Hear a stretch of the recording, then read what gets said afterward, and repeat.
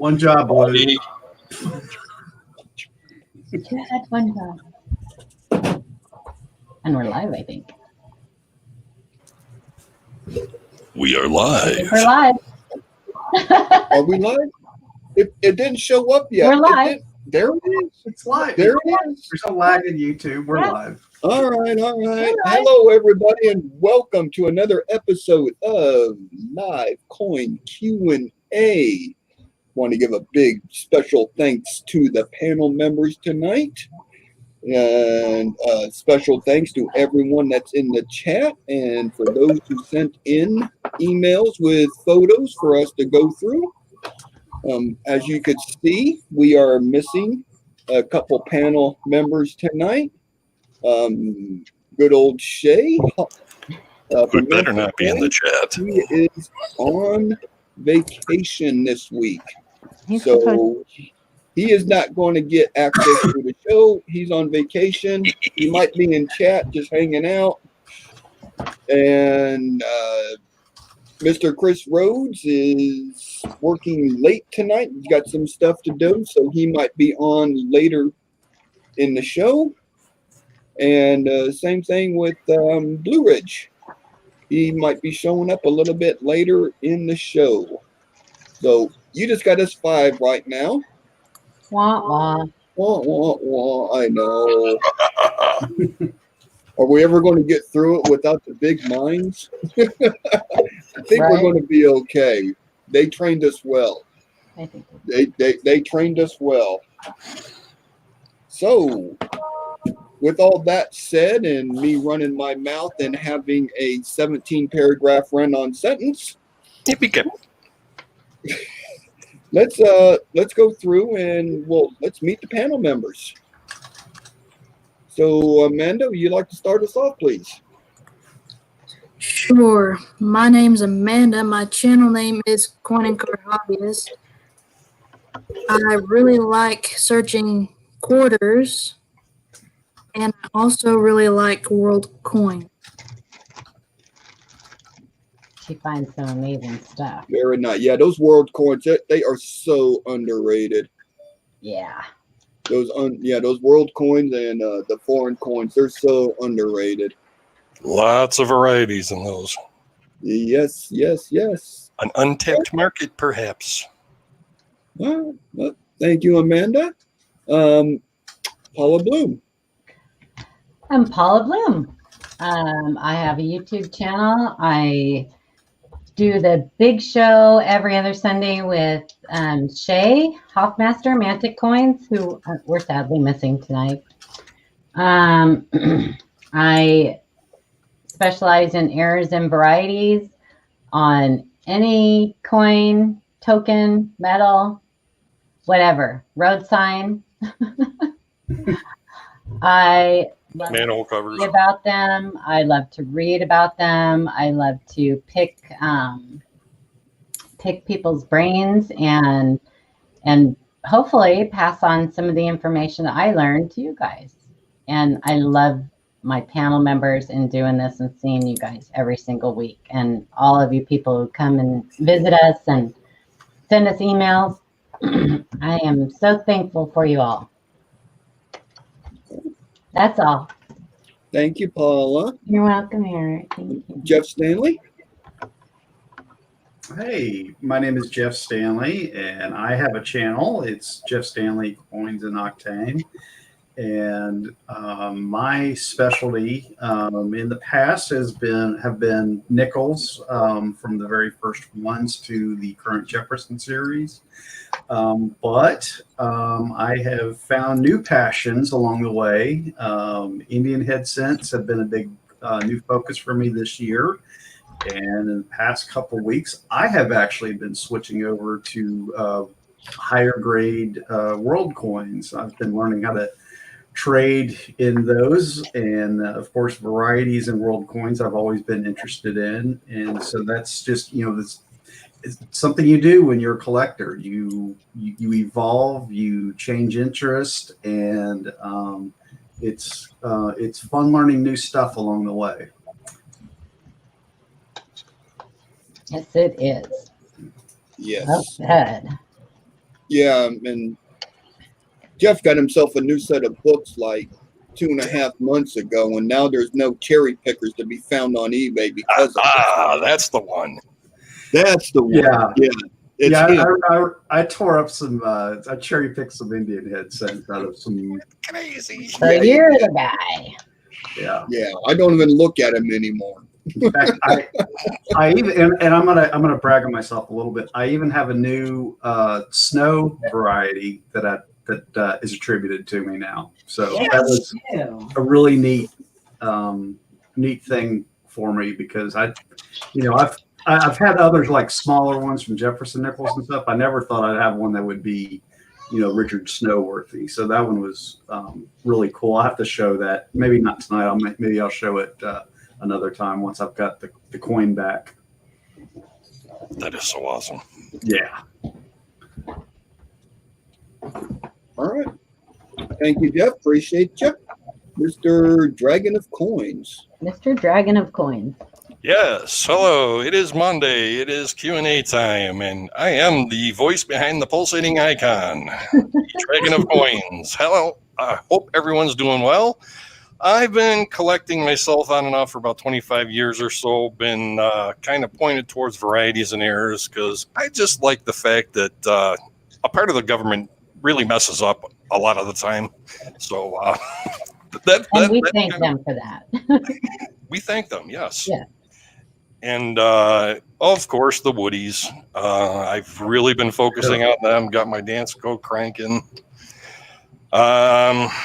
Let's see, what else? I've got a YouTube channel here too, Coin Dragon, of course. And that's about it. All right. Thank you, Mr. Dragon of Coins. Dragon of Coins. Coin Dragon, or however you want to pronounce it tonight. He has a different name every week, so if y'all pay attention, he has a different name every week. It depends on which personality comes out at that time, that's all. Yeah, depends on which one of the 19 cats wants to make a face today. All right. Well, thank you all. Appreciate y'all giving an introduction. And I am Lack, and I am Blues Coins, a.k.a. Eric. I'm going on 4 years of collecting.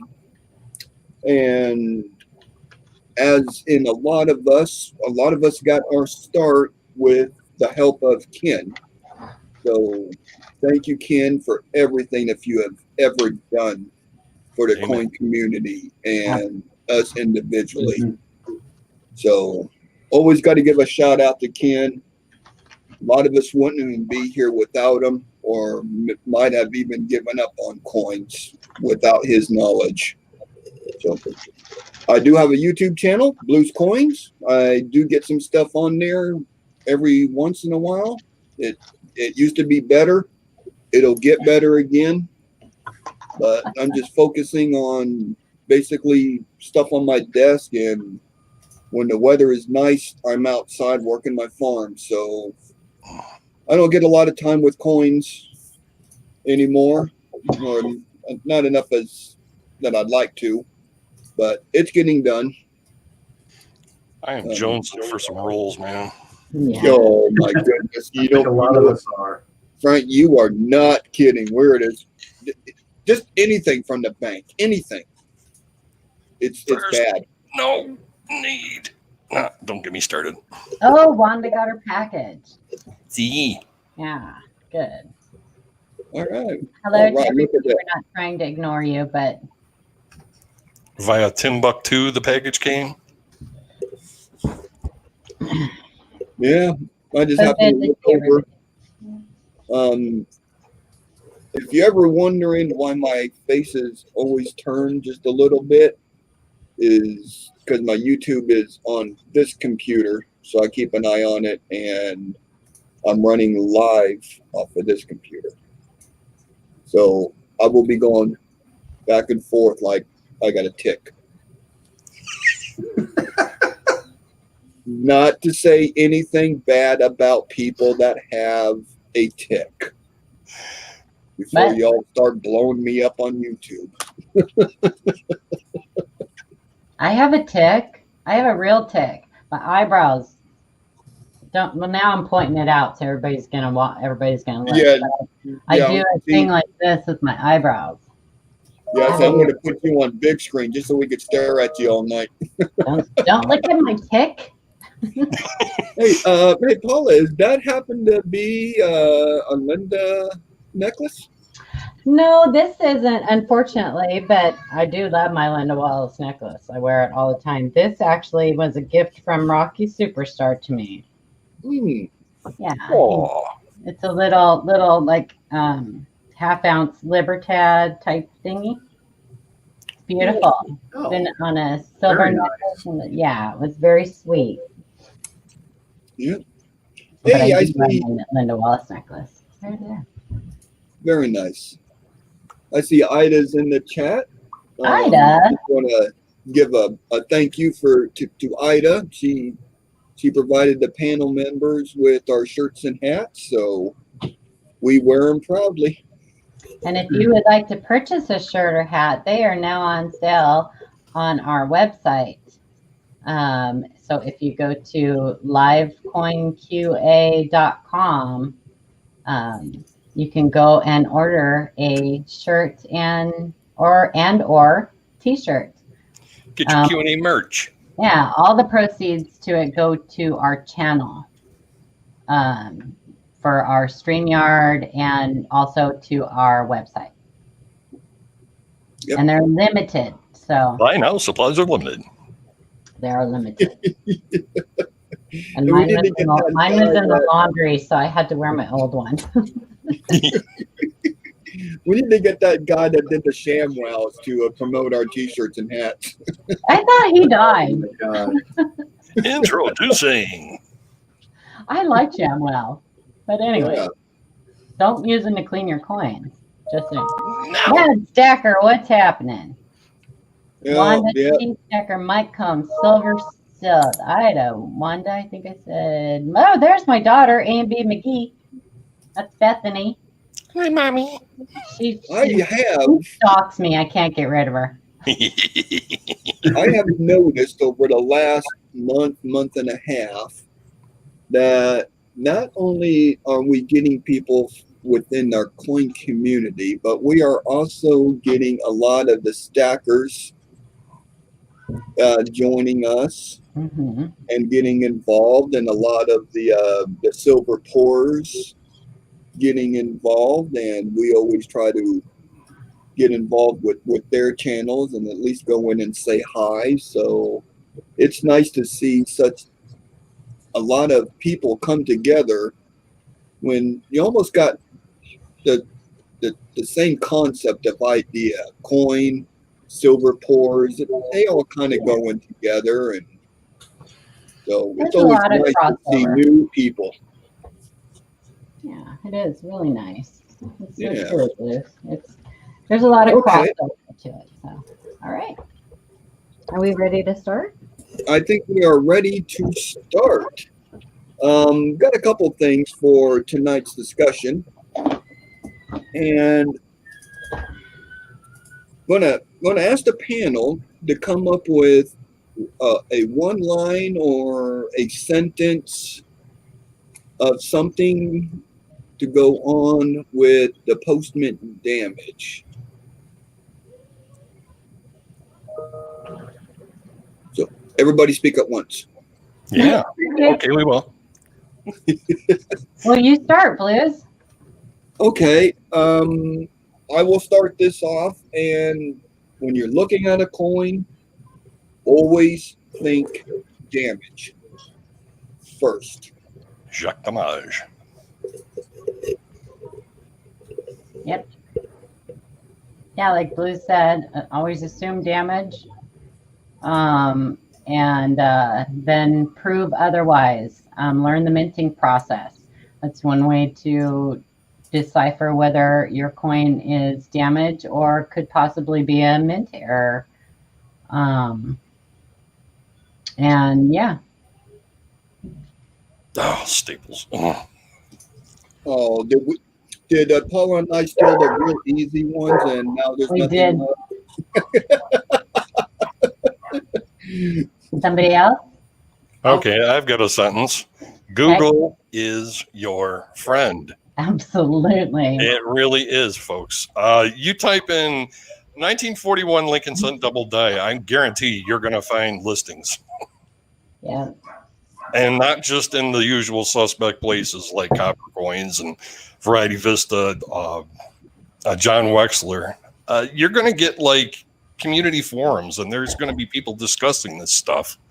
And you might get a better idea, just looking through stuff like that too. I know I have. Yeah. Mine is if you are on Facebook, and there's some of these folks have websites as well, is kind of understand who some of the major players are and old school experts are with damage and air, with air coins in particular, but they can certainly sort out damage for you as well. Your Mike Diamonds, your Ken Potters, your folks that have in the past extensively studied the minting process. Ken Potter in particular, I've seen some of the letters exchanges that he's had from the 70s and 80s, where he's gone back and asked questions from people at the mint, discussing different types of, even, stuff like stuff as simple as machine doubling. They post stuff all the time, and understanding that stuff and understanding the questions they're asking, why they're asking, and the pictures that go along with it. And trust their judgment. Those are the people to learn from. Late Ken Peavey, of course. We try to follow him, follow in his footsteps, and we try our best, and I think we do a pretty good job of following up with that. But yeah, find those people that are really good and understand the minting process, and like the Q&A panel. You want to listen to. I don't want to call out just us. Come on now, that's why they're here. Yeah. Well, remember, Ken's videos are still available too. Yeah. Right. Mm-hmm. Yep, exactly, Jeff. Exactly. Yep. Yeah, I'm telling you, you will save yourself a lot of headaches in this hobby. No matter what part of this hobby you want to get into, you will save yourself a lot of headaches by really studying the minting process. Even just getting a basic idea, starting out there. You want to start in the beginning, and that's where you start. So I think Sean's here. Yeah, looked like Blue Ridge joined us. I did. Yes, I am here. Sorry for my late arrival. Well, welcome. Thank you. You want to do a quick introduction of yourself? Are you ready?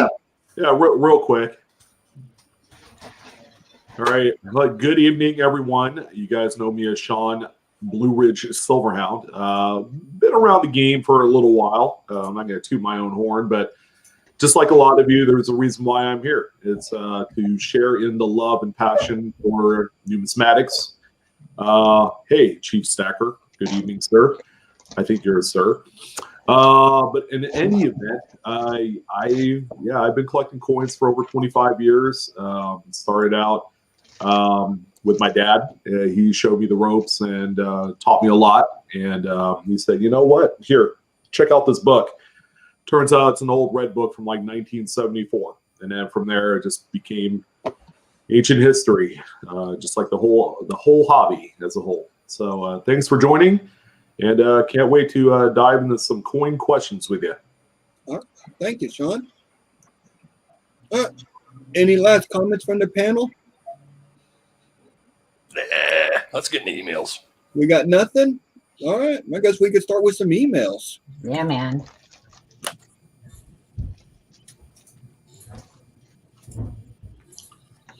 Hi, Sean.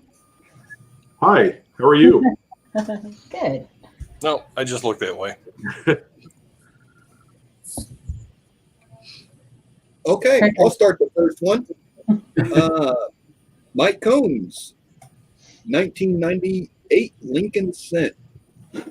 Hey, ladies and gentlemen, waving a hand from the Blue Ridge, Georgia. All right, I've heard about those mountain ranges up there. I want you to take a look at this coin found last night. Hope the pics are detailed. It has several letters and numbers, even a date from another coin. Enjoy and thank you. So I want to start out on this one if I can. Please do. So we actually had replied to this email, and there was some disagreement. So we decided that we would pull it up and maybe try to explain it a little bit more, because sometimes it's hard to explain what we're trying to say in an email reply. Is it? Yeah. Oh, yeah, it is. Never mind. Can we look at the other side too? Garage job. Yeah. So this coin, we've seen this a lot on the Q&A. We've had these several times. This is a vice job, a garage job. Somebody was very bored. Yeah. So what that means is that somebody took another coin, and it could have been in a parking lot too. You know, nobody. So however it happened, whether it was intentional or unintentional, another coin was pressed into this coin. It does have a lot of damage. So Wanda, you could be correct. It could have been another coin sitting on top of it, and a car drove over it.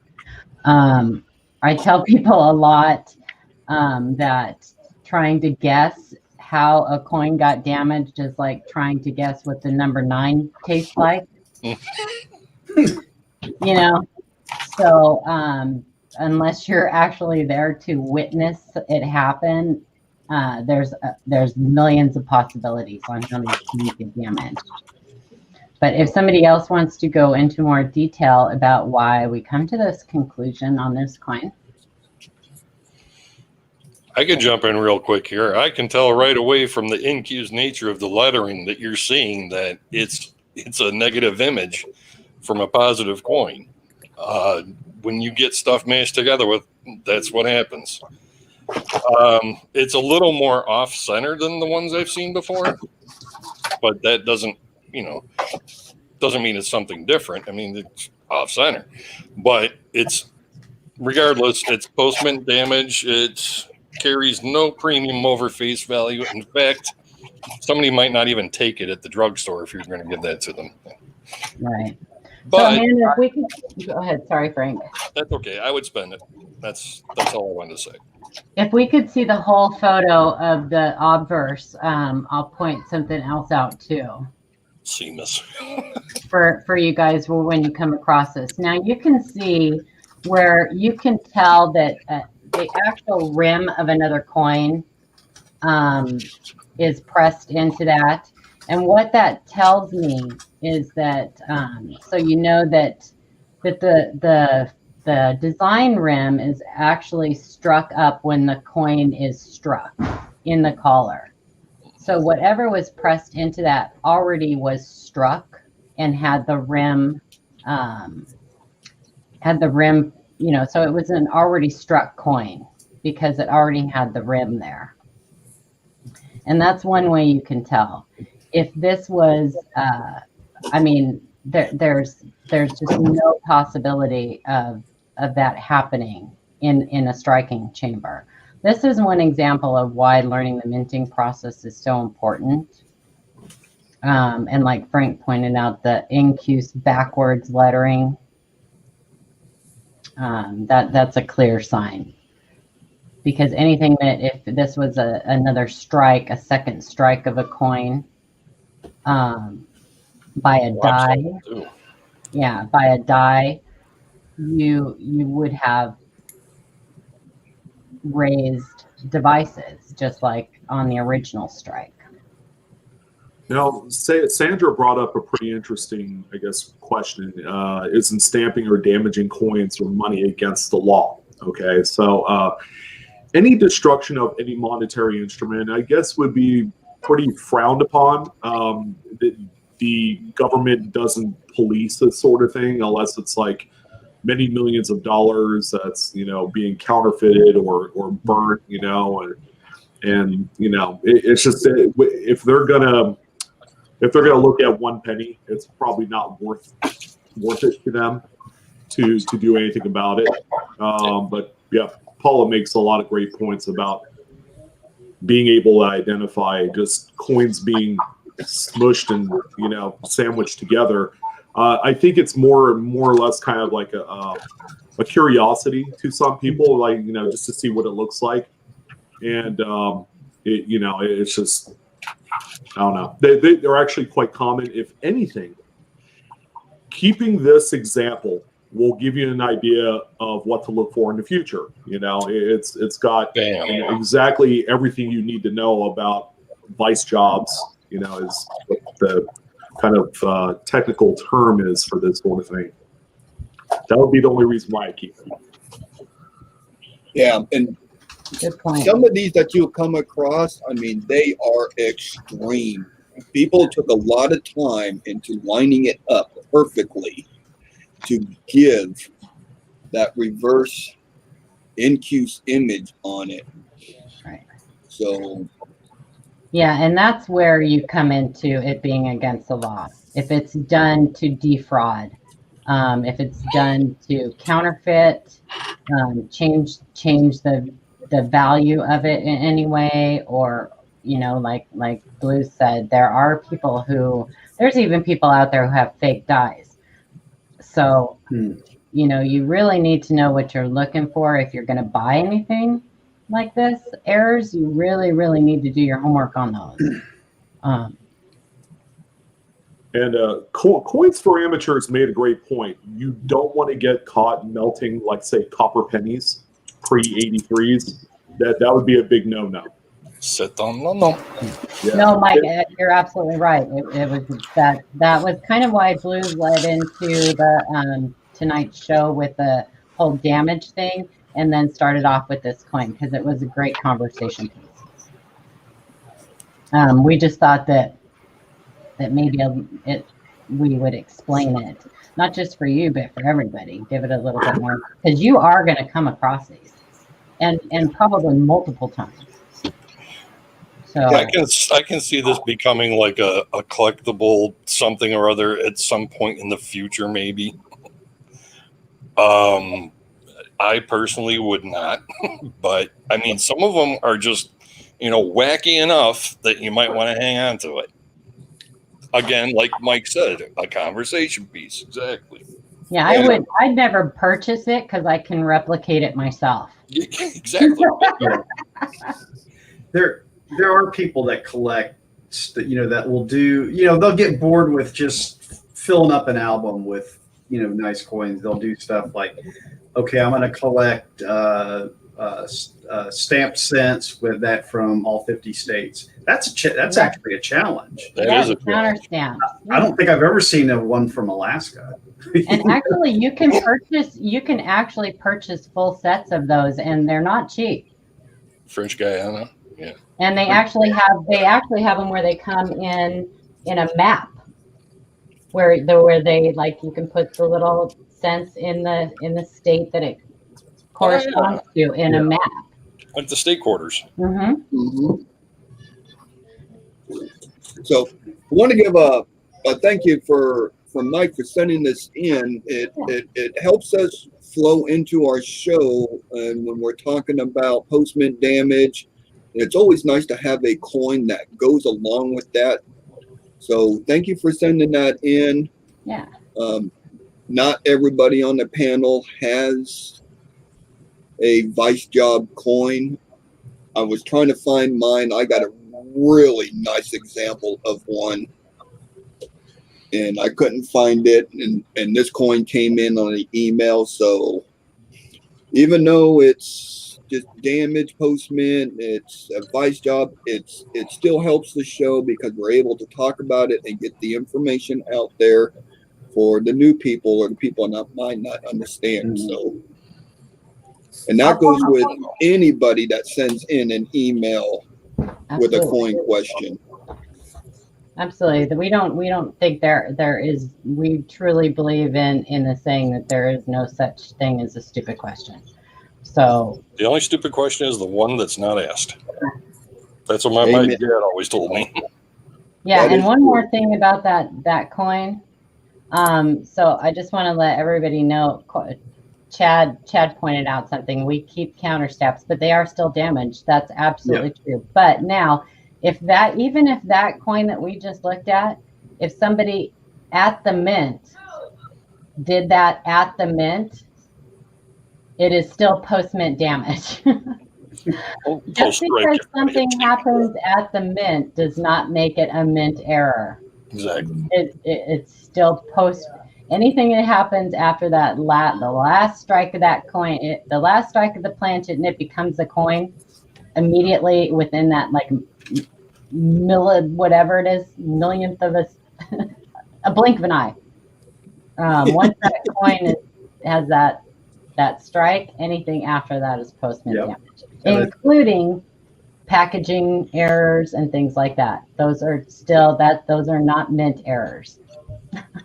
Yep. And those knocks you see on a fresh roll of coins, a lot of those occurred as they're sliding down the chute after they were minted. And unfortunately that is damage.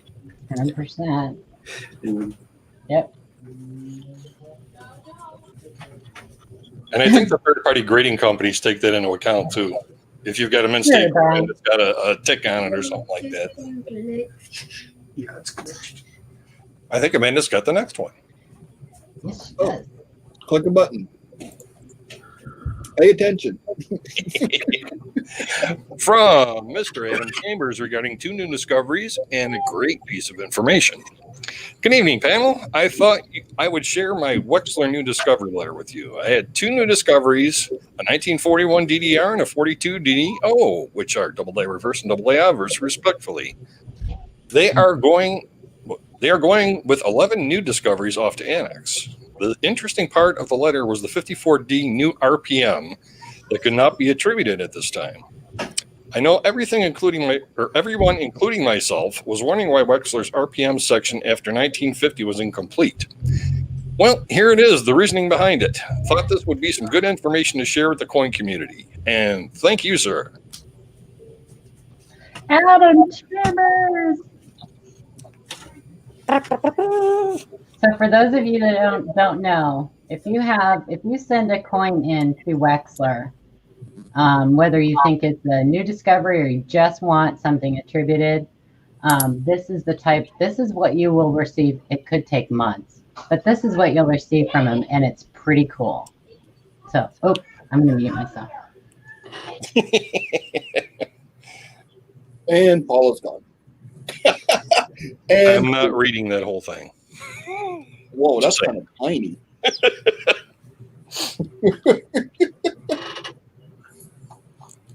Yeah, Jeff froze up too, so he'll be back in a few minutes.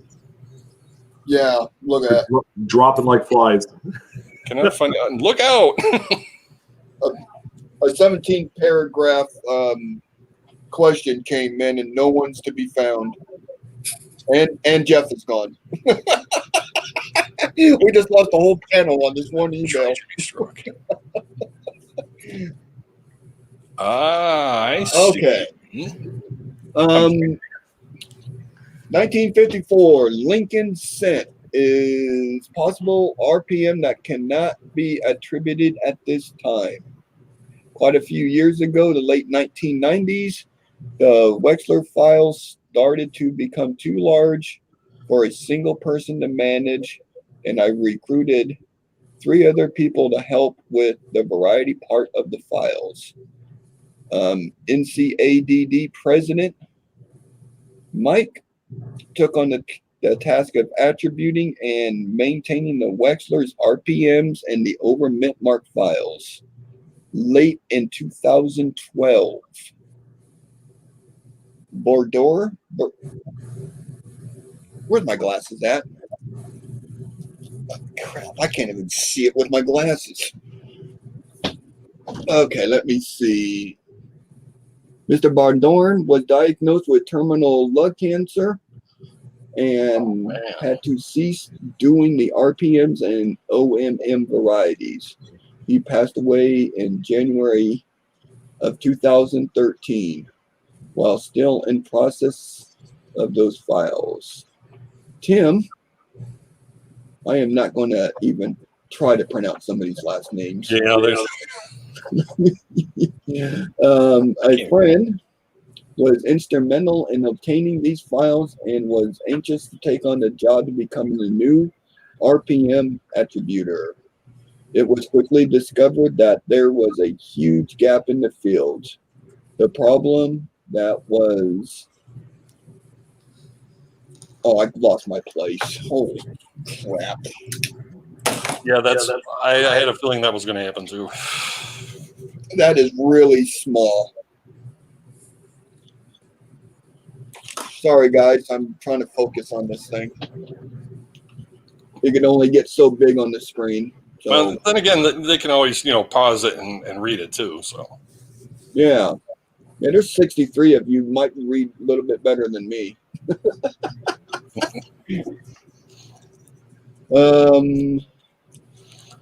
very interesting, though. That's something that a few people have asked about, like why they kind of just kaput after 50 or whatever it was. And now we've got a little bit of insight as to why that happened. Yeah, thanks, Frank. Yeah, yeah, that's just a short write-up of basically the process and the people that were taking over this job and everything. Mm-hmm. And they got a new person, Daniel Griffin. He is taking over. Actually, he purchased the RPM coins and files from the family and has been working frivolously on getting the files in shape. So the end of November, he should be able to start doing RPM attributions. Excellent. Oh, the echo's back. That's a heck of an explanation right there. Yeah, it's amazing. We've been doing this for a while, and we've always wondered why some stuff was taken and some stuff wasn't. And so that just gives us a good insight of what's going on. Yeah, that might not be a job that you want to take, because it seems like everybody that does take it winds up 6 feet under here. Yeah. It just goes to show that you need more than one person that's involved with the process or the information. It doesn't get updated regularly because of it. A person gets sick, and if they're down for 2 weeks, well, they're behind in the process by 2 weeks. Yeah, it's way bigger than a one-person job. Yeah. Yeah, it's a trap. Don't do it. That's what Larry said. Don't do it, man. don't do it. If you got family and you love life, don't do it. Yeah, if you like seeing the light of day. I'll let you fill in the blanks on that one. There you go. Paul is back. So you wanted me to explain something, Blue? Yeah, you do. You explain it in a way that makes sense. Really? Wow. So Blues wanted me to talk just for a second about how we decide which coins make the show when you send your emails in. Typically, we will just reply if coins are damaged.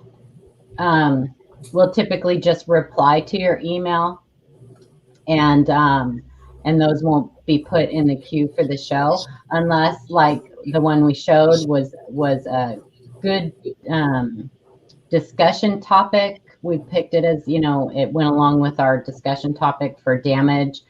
And also we see a pattern sometimes in the Facebook groups that we're in of questions. I don't know what causes it, but sometimes it's like the same question over and over and over. And so sometimes if we see an email that we get that addresses that, we'll put that in the show. But typically what we put in the show are the questions that you send that are either a legitimate error or variety, and we want to discuss it a little bit more with you.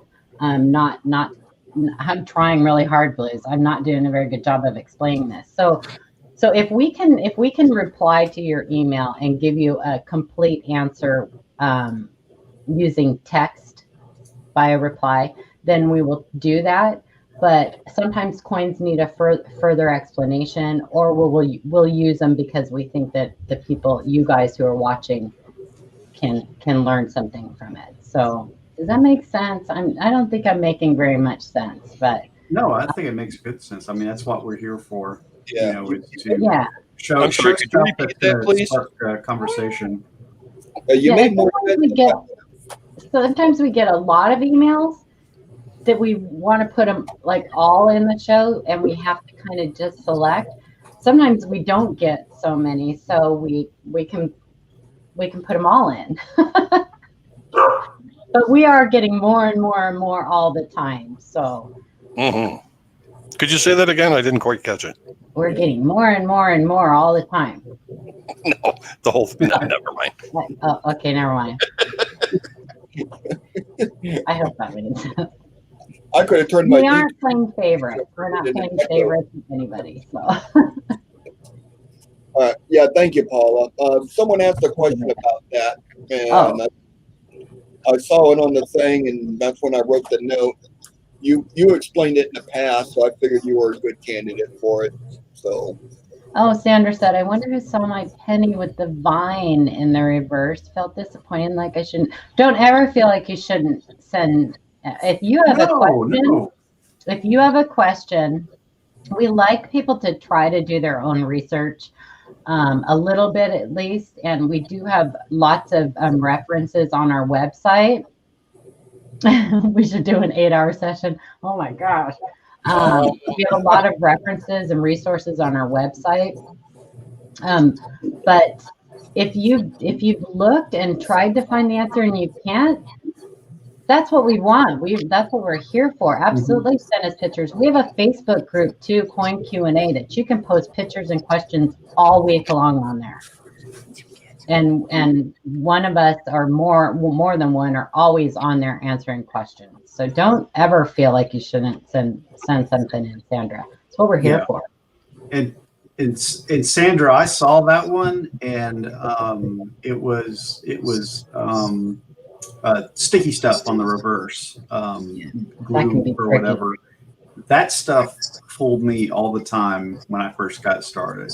That's how you learn. Is you got, again, it goes back to the dumbest question is the one you don't ask, and you never know. I mean, sometimes I've been fooled by glue before. All of us have. We've all been there.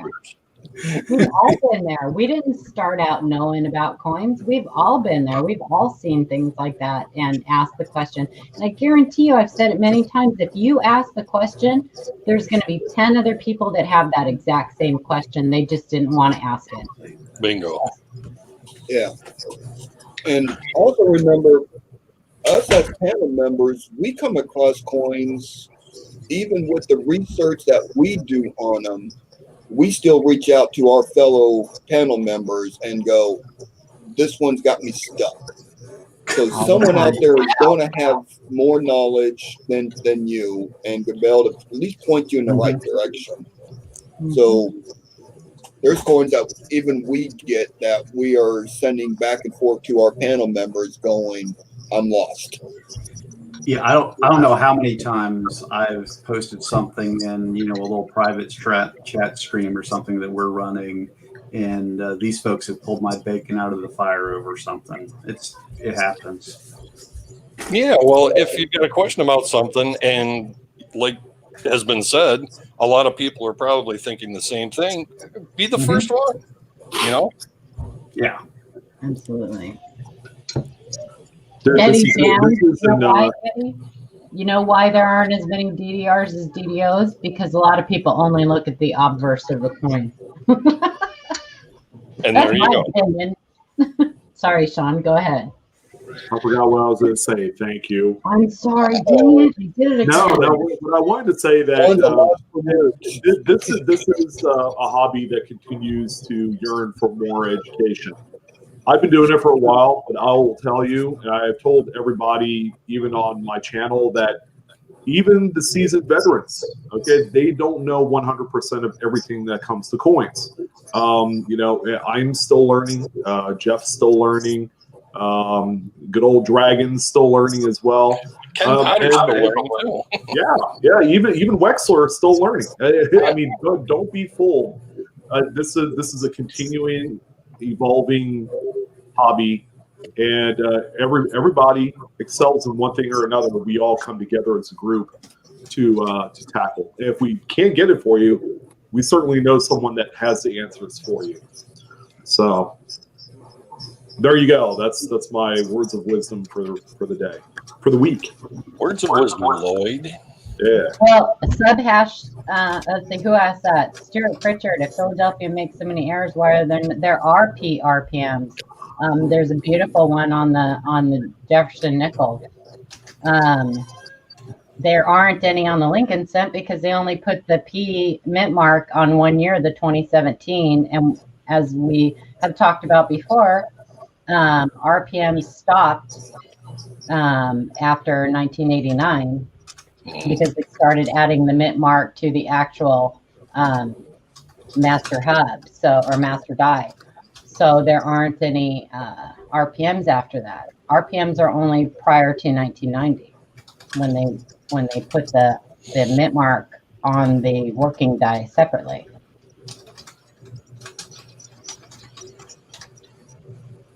And that's the only P one I know of. A lot of good questions in chat. RPM. What about Sean? On the Jefferson nickel, isn't the P the only RPM P mint mark that I know of? I can think off the top of my head.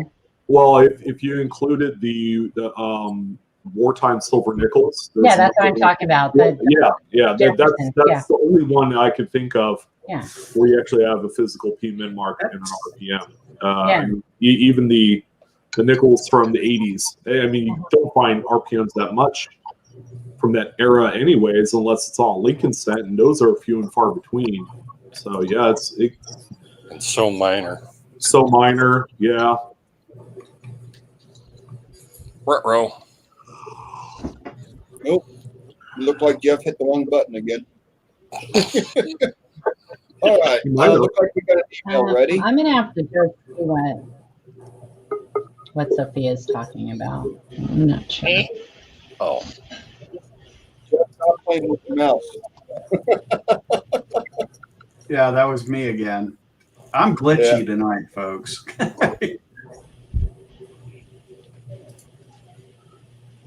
All right. Fred Watkins, in reference to a 2019 Philadelphia Roosevelt dime. Hello. I found this dime and got excited as soon as I saw it. What I think it is, but can't remember the dang official term for it. Yeah, been there. That is the official term for it. Yeah, I want to say a strike through, but I don't think that's it. This is the first one that I found. I'm not sure how common it is on a 2019 Philadelphia dime, and interest on your thoughts about the coin. Sounds intriguing. Oh, there's so much little stuff on those moderns. Right on, Wanda. What do I want to say? There you go, Wanda. There we go. Rock the Casbah. We got a clash. Yeah. There, yeah. Good That's clash. a nice clash. That's a good one, too. I love it when you can see that little clover leaf under his ear. Yeah. From the oak leaves. Yeah, that's a nice one. Gosh, up on the portrait and everything. That's That's What deep. year is that? Yeah. What year is it? 2019? 19, yeah. 2019. So let me see if I can find a match. Brand spanking new coin, man. And you think that they don't make errors these days? This is what we have to look forward to right here. No, But Sean, you get it right. Nothing like this comes out of the Denver Mint. No kidding. Right? Rub it in, why don't you? I haven't found anything this neat in a long time.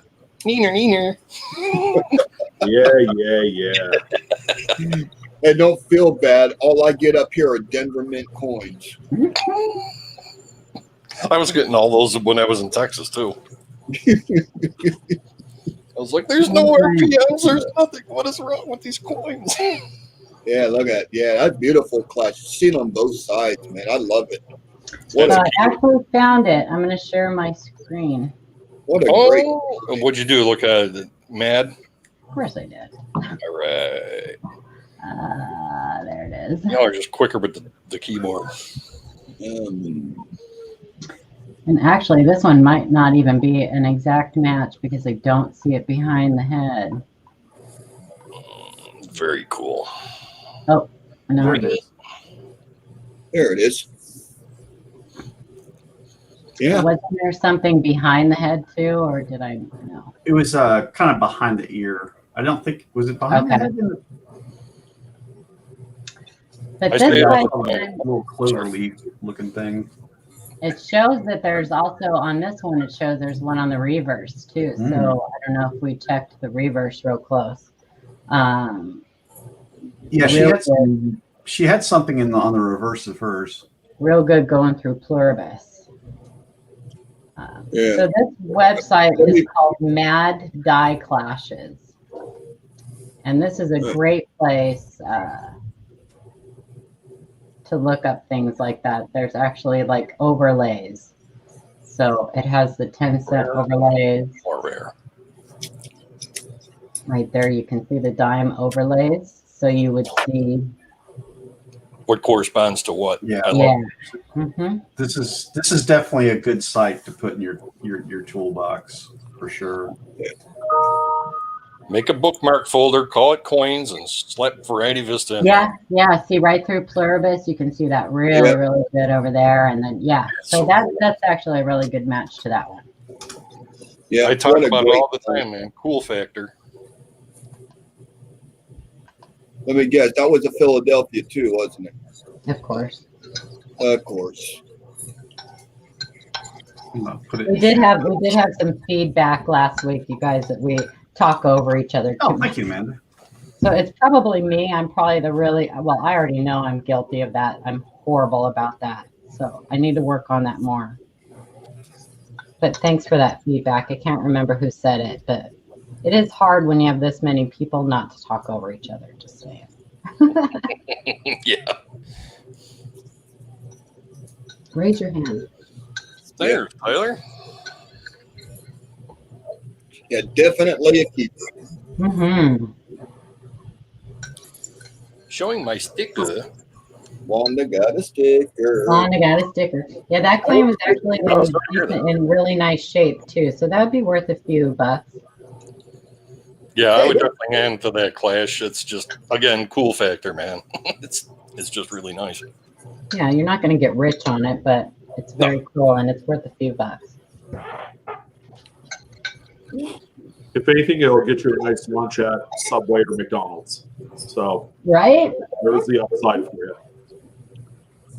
Show us your sticker. Look at that.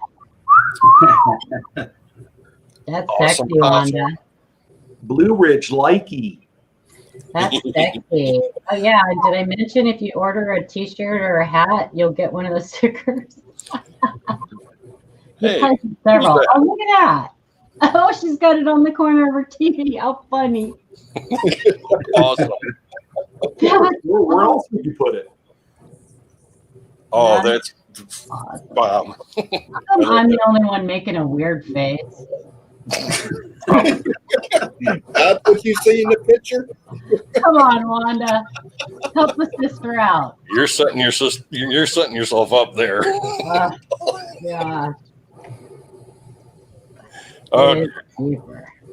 Right under me. Aw. I'm Hi, on. Tyler. That's awesome. Thanks for sharing, Wanda. You're so cute.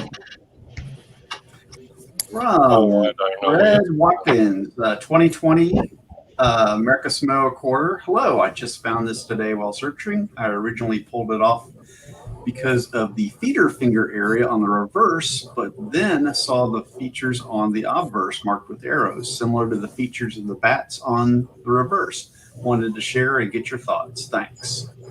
Oh boy, we gonna have another clash here. I love that quarter. I am Batman.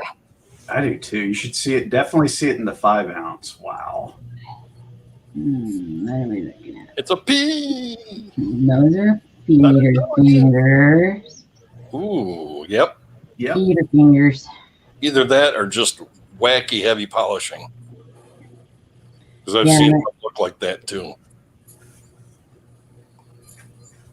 Yeah, those are. Like on the Lincolns, on the reverse, when you see those things going through the shield or behind, it kind of looks like Yeah, you know what? I think that is a clash. that. There definitely looks like a clash. Mm-hmm. The tick mark there look like little tick marks from the fur on the back or fur on the bat. Bat fur. Yeah, man. That's cool. Easy. Hold on. That's a good eye too. And again, that's not getting fixated on both sides, on one side of that coin. You got to look at both sides because you can easily have stuff that goes on with both. And then you've got a cool combo. I like them. I call them combo coins where you've got, a variety mixed with an error or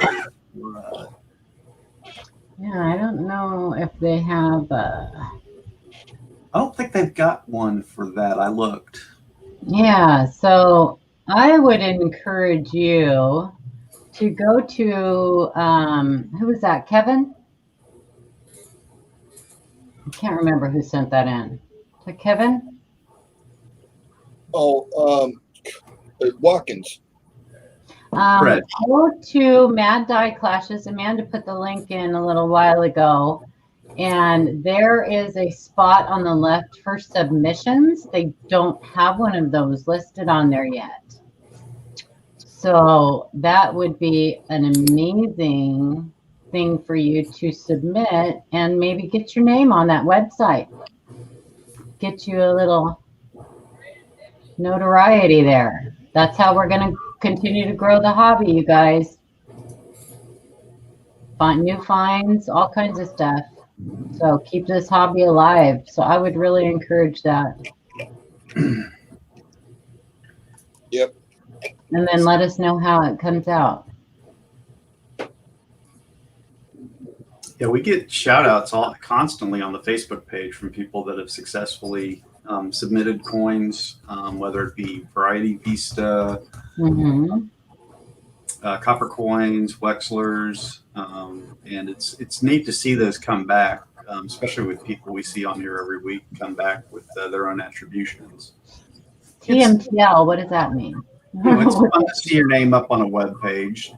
Too minor to list.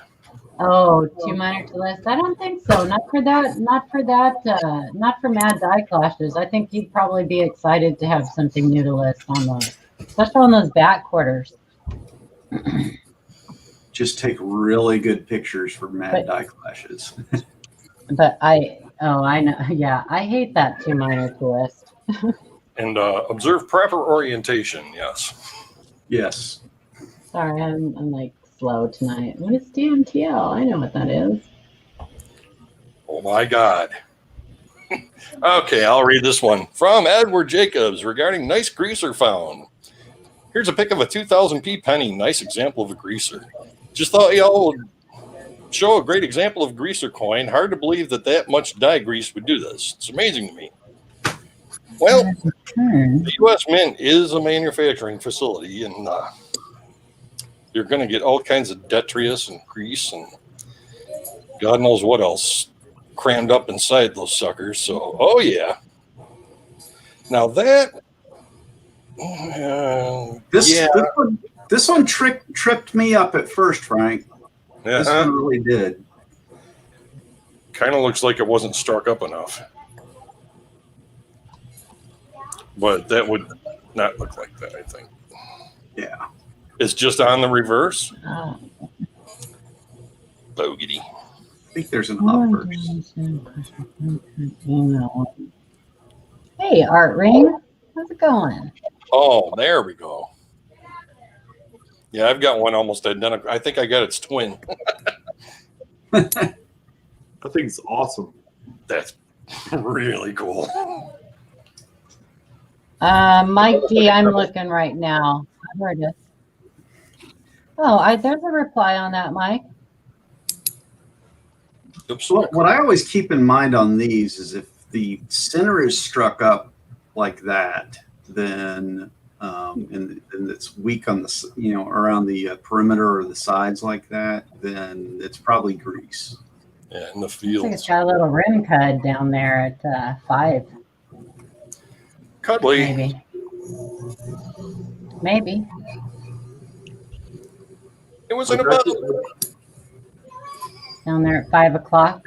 Couldn't tell for sure. Yeah. I see a little Got my something whoozy down there. But maybe. Yeah, take a close down there at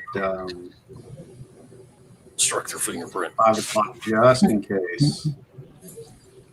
What year is this? 2 grams. 2000. You can tell by the duck lips.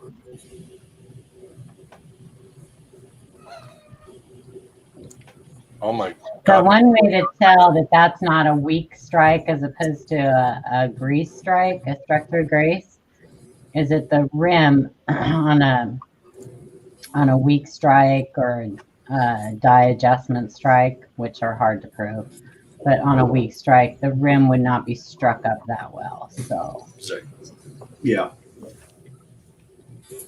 what you doing, Sean? I can't. Why is everybody covered? Oh, my face is covered up too. Oh, I'm the only one showing my face. Everybody's like, let's just change to our icon. No, I was eating my dinner. That's why I changed mine. I didn't forgot. This is not important as much as the words that come out of my mouth. It is, though. I love to see your face. Oh boy. I'm sorry, I missed what date it was. 2000 2000. or Yeah, that was 2006? 2KP. Philly. 2000. See. Can you see the reverse on that? I want to say the AM was separated. Oh. Wait, what? I didn't see the reverse. Back up the trolley here. Oh. Got to keep it separated.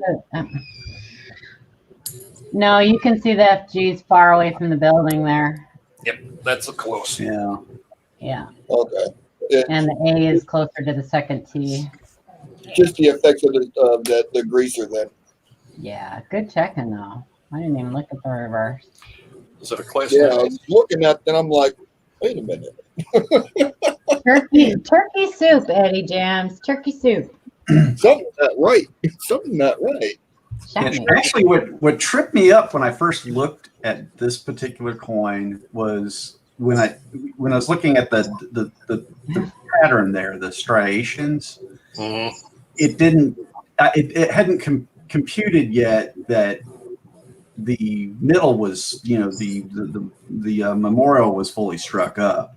It didn't compute yet to me. That I was like, oh, okay, no, that just got scratched in a parking lot. I'm like, wait a minute. There's no scratches on the memorial. That's fully struck. Okay, good. So I had to take a minute with that one. I see a lot of those striations on cents like that, and what I've been told is it's on the zinc itself. It is. Yeah. It is. That's And because if you look at an unplated cent, That's one of the diagnostics for a genuine unplated. I don't know why I'm saying that's unplated. We're all tripping. Unplated scent is you want to see those striations on there. Yeah, so I don't know why unplated. So, Great googly moogly. I think some of them are just the copper plating is just thinner. Mm-hmm. Yeah. On the unplated. That was weird. My tongue wasn't working. That's one of those funny words, unplated. You say it Unplated. too many times that it sounds weird. Yeah, unplated. My tongue got stuck behind my teeth. Unplated. Is it turkey or peanut butter? Okay, anyway. Turkey. Yeah, you could always tell that this show is not scripted because sometimes we just go off on a hinge. That's the beauty of it. That's why Sean keeps coming around. The jig is up, huh? The jig is up. Toy. All right, I'll get this one. This one's from 9 Dimes. Okay. Like 9 lives? Or why isn't it 10 dimes? Oh, never mind. This is a 1941 cent error lamination or strike through. Hi all, I found a strange looking coin. My guess is that this is either a lamination peel or a strike through retained scrap. I am not well versed in either error, so my question is, which one is it? Also, any info on how to differentiate between the two would be greatly appreciated. Thanks.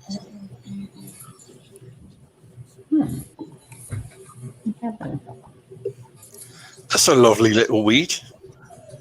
Ooh. I see lamorama. Yeah, Okay. Lana. Yes. Oh, it's one of those cold tab scents. I like it. It folded over and got smashed. Oh And yeah. By the way, do not pull that strip off. You don't pick, it'll never heal if you don't stop picking it. You can see it. See a little bit down there, and Lincoln's coat is about to go too. Oh yeah. That is your lamb. On a strike through, you would just see the depression from whatever it was struck into. Right. Laminations, you're going to see a lot more of the grain of the copper itself. But yeah, that sucker's got all kinds of issues. Yep. Mm. This would probably have been beautiful when it was first out of the mint, and when it was red or red brown or whatever. Mm-hmm. This would have been a nice woody. Can you imagine if that was a die one Uh, on top of it? Oh, The whole panel just went. I'd Oh. have found that one. Hooper. She got a great one. Hey, Mr. Hoop. But yeah, that's kind of the way to tell the difference between the two of them. yeah. 1941 is rich for improper alloy mixes. I find a lot of those. Oh yeah, 40, 41. Those are huge. Which makes me wonder even more where they got their damn metal stock from. I can't find any information at all. I even asked Mr. Potter about it, and he wasn't sure. What was it? To find out where the mint gets their raw materials from, the copper, the big old roll of copper, where they smelt Oh, it. back then? Where did it come from? Yeah, I wanted to see if there was a correlation between certain companies and excess woodies. They bought it from the Acme Metals Corporation. Hey, that's where Wild E. Coyote got his rocket skates too. Exactly. Yeah. Hey, I knew thanks for somebody's coming, gonna have Arthur. The very same. Glad you're here, Arthur. So Arthur, how this Hey, works is we answer questions in the order they come in. So if we don't get to your question tonight, we will absolutely get to your question next week, or we will reply to you.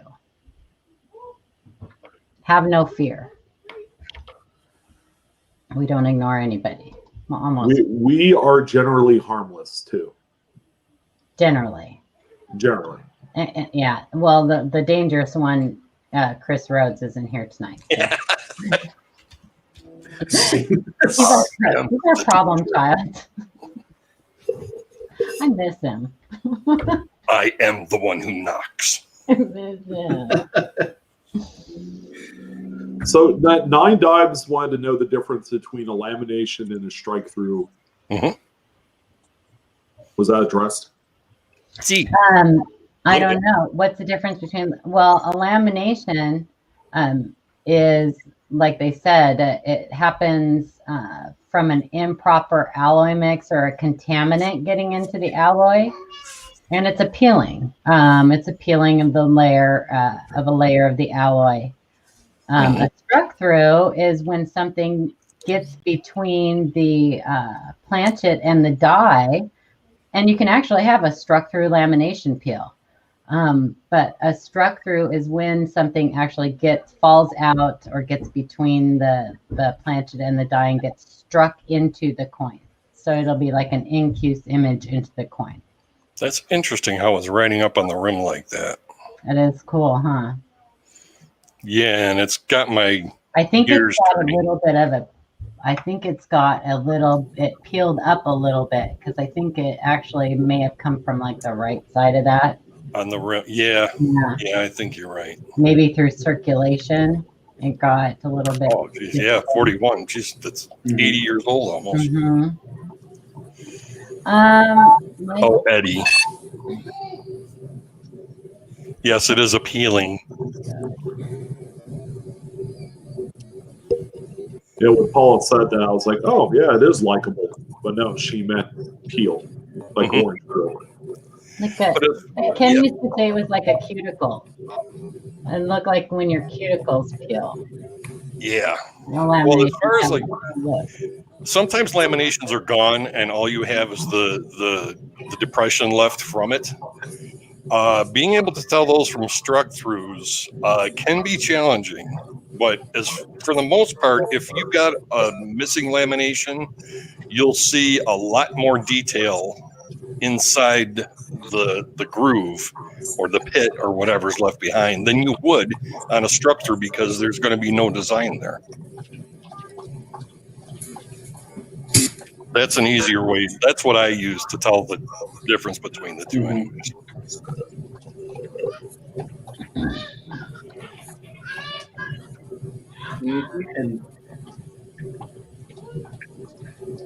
And on a struck through, usually you don't have like metal that's kind of upset around the edges of the cavity or whatever that was created from the struck through.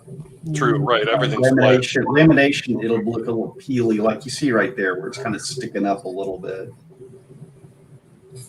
We're just trying to come up with any little extra points or whatever we can throw out there to help distinguish between the two. Because you're right, if it's missing a piece, a big piece of it, it may look like a struck through, and in fact, it's a lamination. I think for the most part, there's only a couple strike throughs personally that I could think that'll fool some collectors into thinking that's lamination peel. It's either going to be a struck through lamination. Okay, that's the obvious given one. Or strike through wood fragment, which I've seen, and it kind of threw me off a few times. I'm like, that looks like a lamination. But, after closer examination, there's actually little fragments of wood still embedded in the coin, which is completely possible. When you have some of that retained matter still in there, it really helps diagnose what you have. To answer your question, Sandra, she's asking if these are worth grading like this. I would say in most cases, no. I don't. They may add a little bit of premium to a coin that's already worth a lot. But I wouldn't submit something just for lamination unless it was just extreme. Like,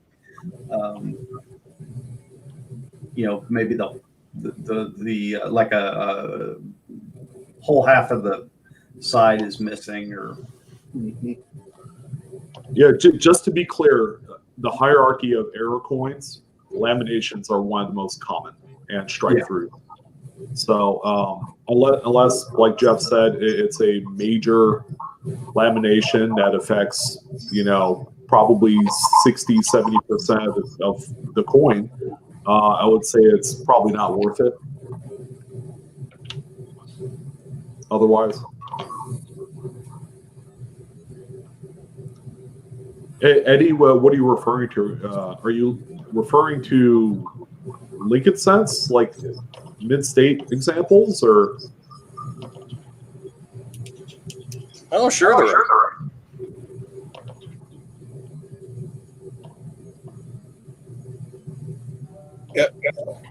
Yeah.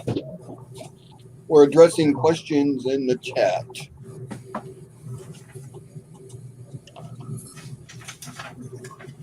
Sandra, I've seen these sell as high as $20, $25. Again, it really depends on the severity of the lamination, what percentage of the coin it affects. The mid-state versions are going to command a little bit more money, but this is not something where you could say, yeah, I'm going to quit my job because I found a lamination. It doesn't work that way. These are, again, on the low end of the totem pole of errors. Yeah, condition of the coin and everything. I would say on average, like $2 to $5. Again, condition plays a role. Yeah, I have one. Yeah, Eric's got a good point. Positioning and eye appeal can positioning, help eye a little appeal, bit. grading.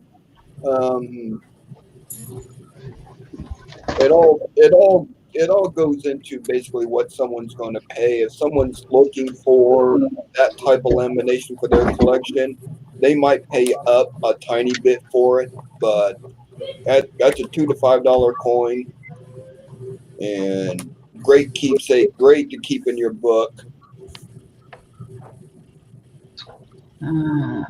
So I have one that has everybody on the panel has seen this one already. There you are, Paula. You're big. My microphone. Huh? I know, I put myself big. That one, yeah. Oh, yeah. Here too. And this is actually, it's still a lamination, but a lot of people would call this a partially split planchet, but they're still along the same lines. Rim to rim.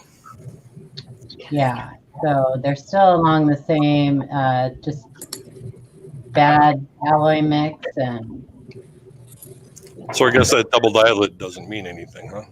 stop it, I hadn't even looked at it. And that would be awesome. Made you look. No, just kidding. I would love that. Frank is misbehaving tonight. Frank is naughty. I'm filling in for Mr. Rhodes, I guess. That's all right. You go right ahead. Oh, did we have another question? So actually, there was a question in chat that I wanted to. So Mike D has been asking us. He sent us a question about a coin. It was damaged, and we replied, but he wanted to know more about it. So I'm not sure. Let me see. That's a big plating blister on Lincoln's face. Oh, Kenzie wanted to say Plating blisters are never worth any money.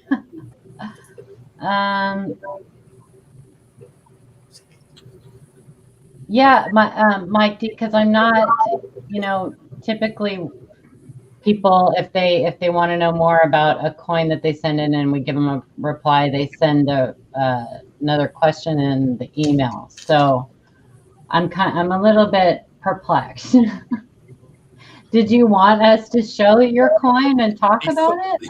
I guess I'm confused, and I don't want it. I don't want you to be upset or anything, so I'm not sure what exactly you're asking of us. Yeah, any kind of big plating blister is doomed anyways. Yeah, plating blisters. Ew.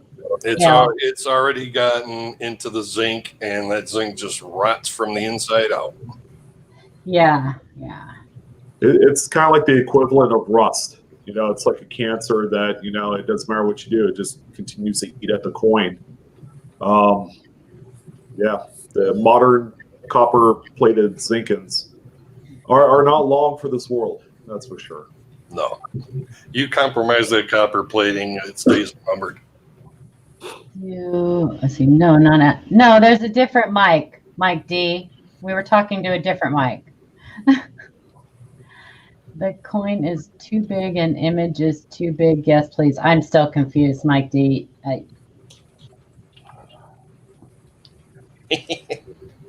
I'm confused.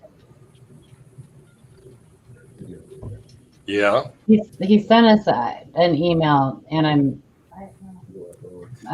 he got a reply back, but I'm just not sure what he's asking tonight. If he wants us to show his coin and talk about it. I think he answered. Huh? He just wanted to know if it was worth anything. No, I know you never asked about blisters. The other Mike Combs asked about blisters. Ding, ding, ding, ding, ding, ding, ding, ding, ding, ding, ding. Don't confuse the blonde. Man, I just came back at the right time, didn't I? You did. So hard to do. You're making my eyebrows tick. I'm getting twitchy. I could say this, with any blister, you want to lance it and then let it air dry, and then you should be in pretty good shape. If it becomes infected, I would say, go ahead and visit your doctor and see what they say about it. Little neosporin goes a long way, yeah. Juan, that depends on where that blister is located. Just saying. Let me go. I'm just gonna throw that out there. It's between the big toe and the toe next to it. Okay. Yeah. Right in that crux. What the coin buyer do? Okay. The dirty. Okay. Oh, what Is do that you a new one or no? That one. Oh, okay. From Mike Combs regarding my 41 pocket change find. Here's my Gouges 41. It's on eBay as we speak, but no hits on it yet. Give it time. This is the second time I've listed it. I've been taking great pics, just can't seem to sell anything. What am I doing wrong? Well, it could be you're not doing anything wrong, but eBay's very fickle. Well, I will tell you that errors and varieties are not easy to, I don't know how many listings you have, but if you put something up on eBay and it's your only listing and it's a variety or an error, you may have a hard time selling it. What was I just talking about earlier? So we had a question about this coin, Mike.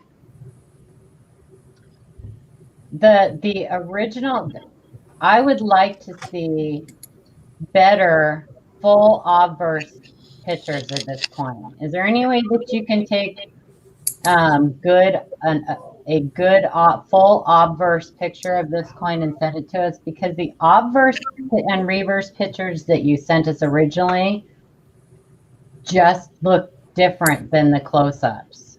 Yeah, so those. They're a little bit too blurry to be able to zoom in and see any detail on them. That is not the same. Is there any way that you can take another full obverse clear picture of that and send it to us? Because here's why I think you may not be getting any hits on this, and I'm just going to throw it out there and be completely frank, because apparently that's how I am. I'm blunt. They don't look like the same coin. So you may have people on there going, these are two different coins. Blunt? So you may want to change your listing and add some a clearer photo of that obverse and reverse. Yeah, when you're dealing with eBay, pictures, I didn't see any more pictures that you sent in. everything on that site. We all troll eBay looking for errors and varieties. And if the pictures are not clear or we can't distinguish what it is, we pass it. Did we get more pictures from him? Because I did ask him for more pictures, and he said he sent them. Did we get more? I did not see any. Amanda, did you see any? There weren't any more pictures when I loaded this up this morning. Yeah, and I don't see any in there now. Look who's here. Cindy, shut the front door. Or the back door. Yeah, I didn't see them either, so maybe they didn't go through. Maybe you could Oh wait, hold on. I see. I don't see anything in the inbox. I spy with mine. Give me just a second. Let me pull up the photo set, and I can probably get. I see the other set. Oh, where'd you go? All right. While he's doing that, for the people that sell on eBay, the people that go to eBay and their pictures are everything. Yeah. You put the best description on there that you can, it'll be perfect. But if the pictures are not clear, or if the pictures leave any type of doubt, people are going to pass by it. So, especially folks that know. Yeah, pictures are everything. We spend a lot of time going through eBay looking at coins for our personal collection. Okay, that's the exact. They just came up, Mike, in the inbox, and that's the exact same. Those pictures are the exact same that we got. They're not any clearer.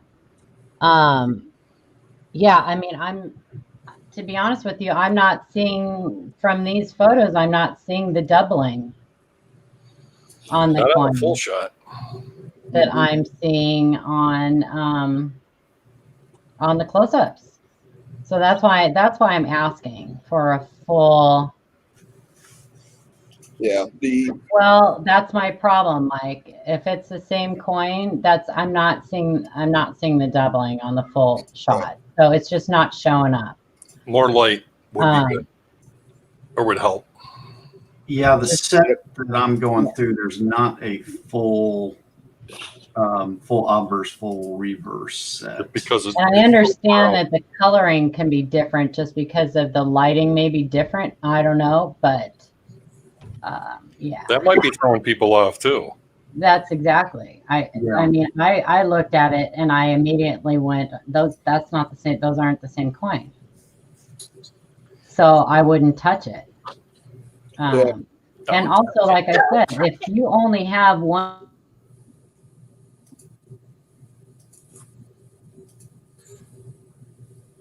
Uh-oh, what happened? I think Paula froze. What she was going on? Am I back? You're kind of back, Paula. You're in and out.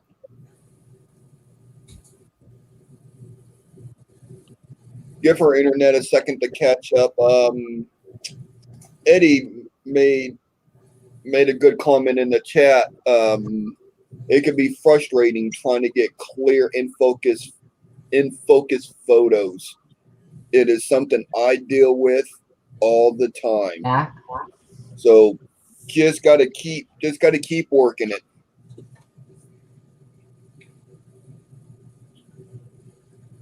No, Paula, you're not back.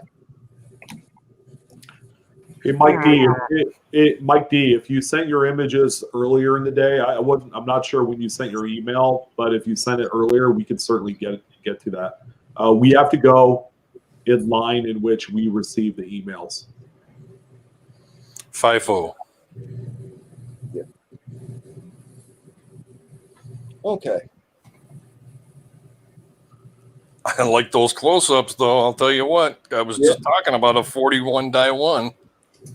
Yeah, if you could resubmit some clear photos of the front and back, that'd be appreciated, and we could look at it again, and we get back to you on email. No problem there. And looked like Paula's going to do a reset, so she'll be back. It's the night for that. I locked up earlier. Nice year. I don't know what it is, and why does everyone need to be on the internet when we're trying to do a show and taking all the bandwidth up? Yeah, how dare they? That's what's happening. I just The nerve. Am I back? Am I okay now? Okay, Yes, Mike, Paula, I'll you're send back. me more stuff. Sorry. Crystal No, clear. It may happen again. 5 by 5, I'm just having terrible. as they say.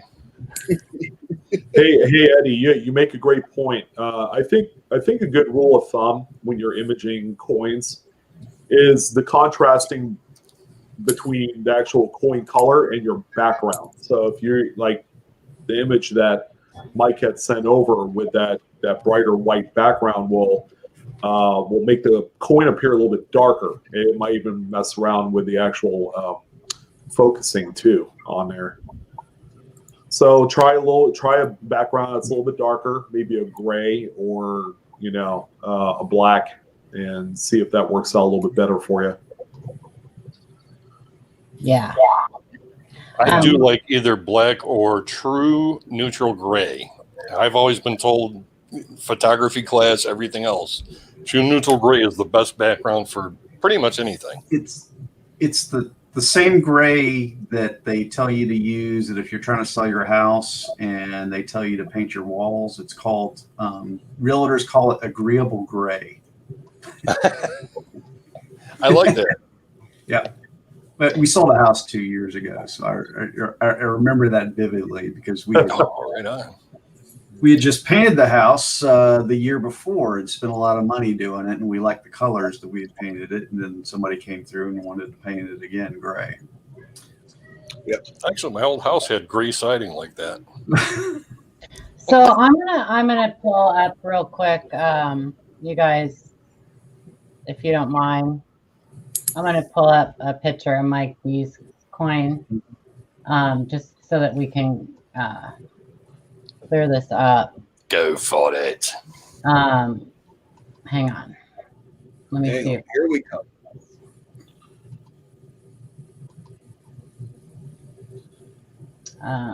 Will we be? Yes, we can. Okay, so this was the one he sent us in. He has a question about it. Now he thinks that it's fake because it's too big. Okay, here's it's not fake. It's just damaged. Really, really, really damaged. However it got damaged, I'm not even going to try to guess. I know somebody said maybe a coin rolling thing, possibility. I don't know. But the reason it's bigger is because the metal has been pushed out. Jeez, Hulk smash. Wow. So it's bigger in diameter because of that. Mm-hmm. Yeah, it's just super, super, super damaged. Somebody hammered the snigget out of that sucker. Yeah. Yeah. And like I said, I'm not even going to attempt, like I said earlier, not the right pick or the coin. Okay, that's the only one I found. What's going on, Art? He said it's from 2 days ago. So if that helps out with your timestamp or date stamp. I didn't see anything in the folder from 2 days ago. Hang on. What was 2 days ago? 2 days ago was the, what, 28th? Saturday. I don't have anything from Saturday in the sent. Let me see. I'm sorry, you guys. It's gonna. I won't sleep good if I don't get this. If I don't help him out now. It almost looks like it was like there a it is. dye person just put it inside a pair of like dyes that they were using at work. I got it. You got it? Yeah, let me pull up the pictures. Oh, I know exactly what this is. Hang on, I'll share it. I know exactly what this is.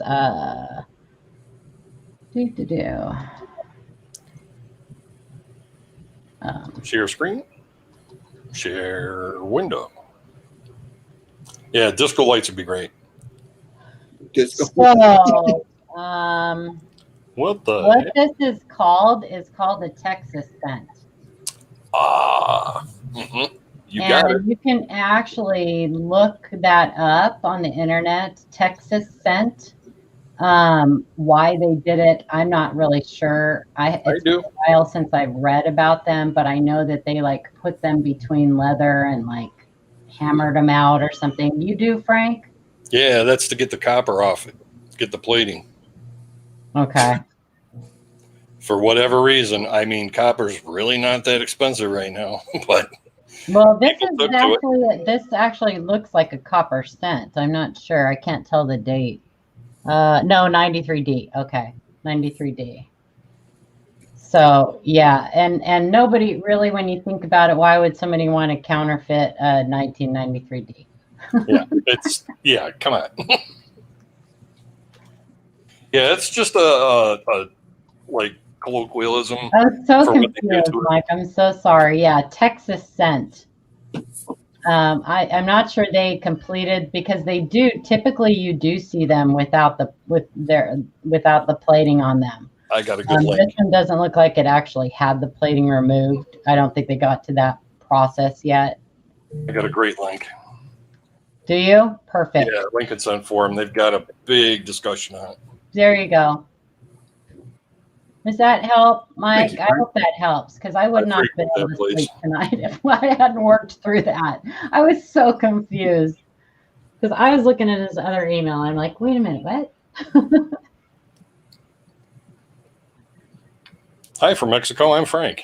We want to make sure you guys are happy when you come here and that you get your questions answered and stuff. So, And still have a good time doing it. yeah. Thanks, everybody, for being so patient, too. Appreciate it. Okay, I'm going to stop sharing my screen. So, yeah, just click that link that Frank put out there for you. No, it's not fake. It's not fake. It's a real penny. It's a real penny, Mike D. It's just been smashed, and so it's changed the diameter of it to make it bigger. Make it look check that link. because everything's bigger in Texas, right? Okay, sorry, you guys. Thank you guys for letting me do that. I appreciate that. I would agree with you, but you see how short Shay is? How short Shay? What? I'm confused. What? I'm not Shay. He's not sure. You said everything's bigger in Texas. Oh! And I was just I was making a rib on Shay since he's not here. So he's Oh, kind you of better not be listening. You're gonna get on his naughty list. Oh, I bet. All right. Thanks, guys. Thanks, sir. Ooh, we got one from T Collects. 1947 Roosevelt dime, toned, possible RPM or what? He goes, hi team, happy Turkey Day was good for you. It was. I had grilled cheese sandwiches. Here is this 1947 Rosie that is beautiful luster with toning on top of that. I was just looking at this coin closer and noticed something going on with the mint mark. I'm not sure about it because I like for the potential variety, but I looked for the variety but found nothing. Please help us understand. There we go. I scribbled through that one. Yeah, I took a nice look at this one Second year. earlier. I didn't even hear the question. We actually got a really good picture from Mike Combs. So. Oh, excellent. I was thinking about putting together a set of silver rosies, tell you the truth. We're looking for an RPM on this one. I see shoulders of the punch. Yeah, there was one picture where he's got some arrows pointing, and yeah, that was what he was first pointing out. One of the things he was pointing out is that little bit of metal you see between the bottom serif of the S and then the curve of the S as it's starting to go north or northwest. Yeah, that's the shoulder of the punch. But then he's also pointing to that little bit slightly poking out of the west of the top curve. The left of it, I kind of see a bit of a double image, but it could be lighting too. Yeah. And I looked at it because I was like, oh, okay, well, let me go see if I can find maybe a match for it. And I saw one that was similar to it. It was on Konica, on Variety Vista. It was RPM 1, I believe. I'm trying to do this from memory because I looked at it this afternoon when I was having lunch at work. And which is why I threw it over on the folder. The only problem with it is that the net mark position was off. On the Variety Vista one, the net mark was actually positioned much more west of the torch than it is in that position. And I didn't see any other matches, which kind of leads me to believe that it may be MD. I've been fooled by machine doubling on net marks on dimes before. I just didn't see a match for it. And do we have any other pictures of it, or? And that's weird. I see Mike D in the audience, and I think Mike Diamond. Just that one. It was just that. Oh, that one with the arrows on it. Yeah. Wee. Yeah, that's where he's pointing out the shoulders of the punch.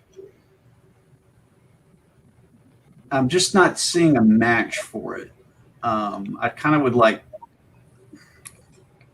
Yeah, it looks like there's a little bit of MD on the left-hand side of it too. That's kind of what I was thinking. It was close to RPM 1, but just not quite. It just wasn't quite there yet, and the net mark position was just way off. Which is one of the diagnostics you always want to look for when you're looking at RPMs in particular. Is make sure you can match up that net mark position. First and foremost, yes.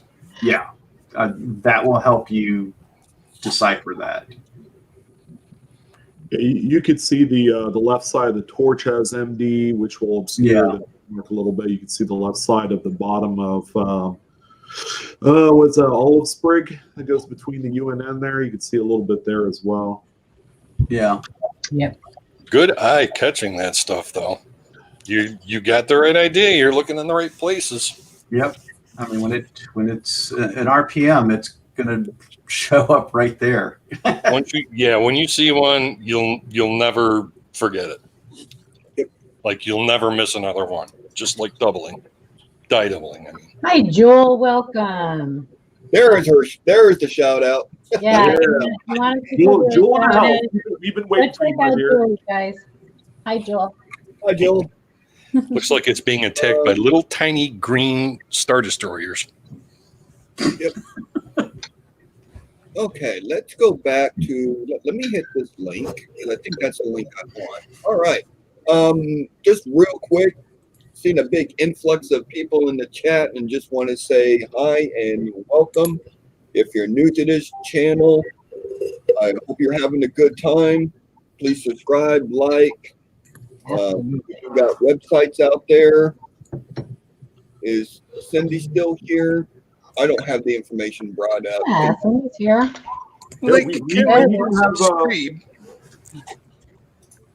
Yeah, Mike, you want to send me that coin? You can absolutely. I'll take a look at it, but I can tell you that I'm not going to change my opinion. Yep. I've seen that a lot, so. They absolutely can smash those coins without distorting the image. Absolutely. So it's pretty cool if you go look at the information about them, read up on them and stuff. Yeah. Yeah, that Okay. link I left is got a lot of good information about the Texas Sun. Sorry about that, Jeff. I didn't mean to Yeah. No, you're fine. jump.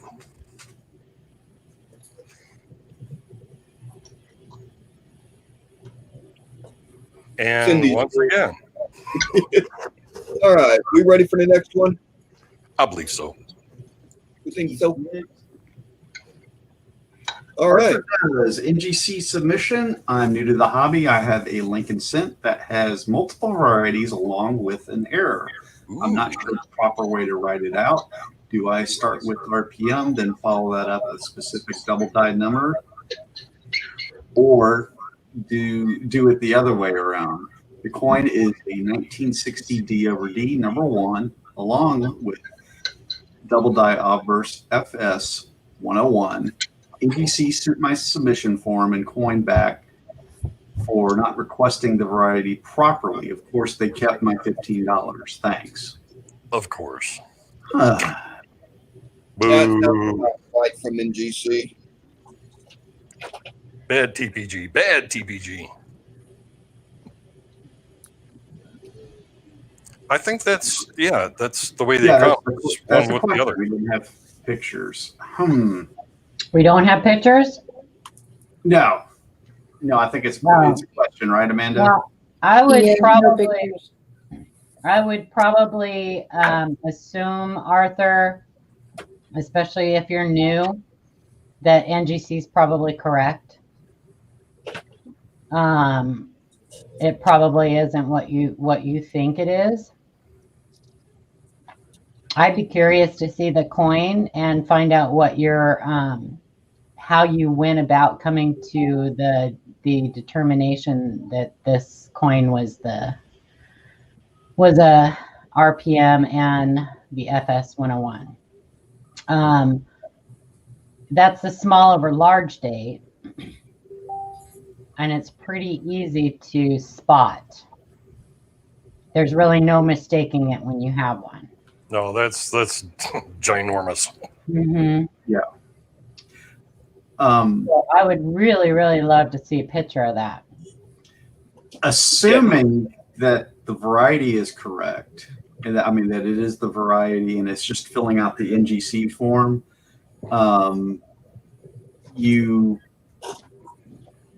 There's different tiers. You want to make sure you're selecting the right tier and then the right service. If you're asking them to do the attribution for you and look it up, there's one tier for that, and then there's another tier for just saying, I have double die obverse FS 101, and you put that on the form, and then they come back with a yes or no on that. I'm not sure if they came back and said that the form's not filled out correctly, or it's a correct submission. Right? It's not real. That's not really clear. I hope that's not with the that case. that FS 101, you don't even have to put the listing for the RPM. There you go. Yeah, it has no RPM on it. This is No. mid-state 64 version. Yeah. Oh, boom! There you go. All of Yeah, the PCGS. RPM. And with both. That's my Christmas present. Is that what you just said? No. Oh, darn it. Yeah, it's like Didn't you say that? secret Santa gifts. We don't talk about that stuff. but with any submission of a variety or an error to a TPG, you got to make sure you select variety attribution. It costs extra money. You want to make sure you put that on there, or else they're just going to grade it as a regular coin. That's one of the common mistakes with that. But yeah, the RPM number 1 for 60D and this variety are two completely different varieties. The 60D RPM number 1, I think is the the D is punched west of the primary mid-mark, I believe. It's a very strong one. I have a few of those, but it's way different than this one. This one does have an RPM, and it's actually, the D is north. It actually goes into the 9 of the date. Is it like 4 or something? I think so. Yeah, I think it's RPM 4. Yeah, but for variety's sake, it's just the FS 101 is how they designate it on there. So there's going to be no mention of the RPM. even though it's on there. So, oh no, I just wanted to bring that up for you guys. Excellent example. So he said that he sent pictures, but I'm not finding them. Well, the one that I copied all of his email from was one that was directed from the website, so there weren't pictures. Oh, that's right. Okay. So yeah, you actually, Arthur, you need to submit. If you guys, so Shay touched on this last week. On our website, there's a place to ask questions, but that's not the place to ask coin questions. And that's just like questions about the website or giving feedback. If you want to submit your coin questions with photos, you have to do it to the info@livecoinqa.com. So can you, send it to, let me put the website in. I mean, the email. coinqa.com.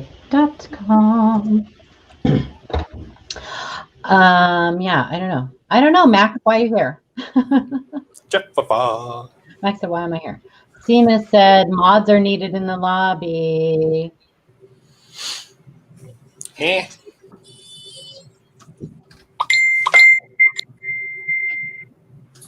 Are we getting trolled, Seema? Holy dings a lot.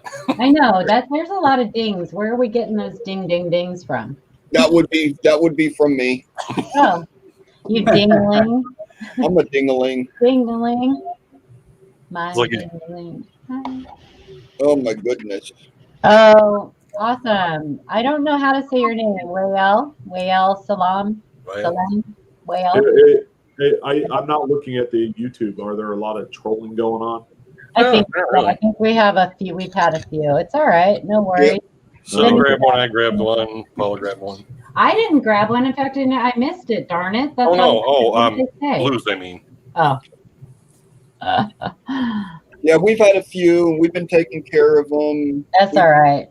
We got people just talking amongst themselves in there, and elements of ding ding dong. Ding ding dong. You fit right in with us, Element. That's okay. Yeah. Yay! Silver friends got a Q&A. Whoop, whoop. Awesome. Okay, Scott Holiday, reference to a 2020 Philadelphia dime. On the reverse of the 2020 dime, what would cause the rim error? I have looked at thousands of coins over 30 years, never seen that. Thanks for the help. Isn't that awesome? That's awesome, man, because that just tells you can be looking at coins for 30 years and come across something you've never seen before. Yeah. It happens, man. That makes me hopeful. That's why I love it. You go, huh. Rim. Color clash, maybe? Or is that just the flip? I think that's just the flip. It was on the reverse, they said? Did they say it was on the reverse? I don't think so, Tim. Oh, that is a die dent. Showing up. I see those on Lincoln a lot. Probably caused from feeder finger, but again, could be anything. What's that? That looks like a minor cuddly to me. Oh, that is almost looks like a rim burr, but it's not. Man, I tell you what, leave it up to Scott to find some pretty interesting stuff. No doubt, man. That's cool. That could be a rim burr. Hang on a second. I've seen. I'm gonna do something real quick. Is that one of your people, Sean? Yeah. He used to send me a lot of coins with like all this interesting stuff. Just like I'm not gonna downplay it and say that it's super minor, but I'm like, who in the world goes through rolls of 2007 Roosevelt dimes? Yeah, they end up finding all this great stuff. Yeah, pass. It's crazy. You're dedicated if you're going through dimes, and you're more than likely going to be rewarded. Nobody else is looking through it. There we go. I'm going to share my screen. Untapped market again. I think that is a rolling fold. And it could be a burr, yeah. I think it's a Even, rolling. A rolling fold is different than a burr, and that's what I think it is. I think it's a rolling fold. A folding rolled? I think that's what that is. Right there on my screen. Oh, yeah, that's a good one. I think that's what that is. I used to get that magazine. Wow, they changed. It was like all newspaper when I got it. Does anybody else have an opinion? No, No, what I got an do opinion, they all right. call that again? A rolling fold. Wow, that's cool looking. Yep. This one I have happens to be on nothing a because 7/4. don't know anything about those. So That happens in the upsetting mill, doesn't it? It has to do with that. Yeah, I'm actually going to, I'm going to put the link in chat. Beauty. I'm going to answer that question with my typical answer for coins that I don't know about with the word, huh. Because the reason I'm putting it in chat, not trying to explain it to you guys, is because it's a pretty long explanation. So it's better if you go on there and read about it. Like I said, I'm not 100% sure, but it sure looks like one to me. The one in the picture that I'm showing is on a quarter, so it's going to look different than a dime. Rolling fold. There's also information on there about planchet burrs, but yeah, so that is super cool. The other part of that was a die dent, though, but that's super cool. I don't know if does anybody else have another opinion? No, I think you hit it. It's either that or it's, again, I don't think it's a burr either. No. After I look at it, it doesn't seem to have the features. No, burrs are typically like come off of the rim and get struck into the coin. Yeah, and it's usually like a sliver looking thing too. Yeah. And then they have like a furrow next to them. Jace.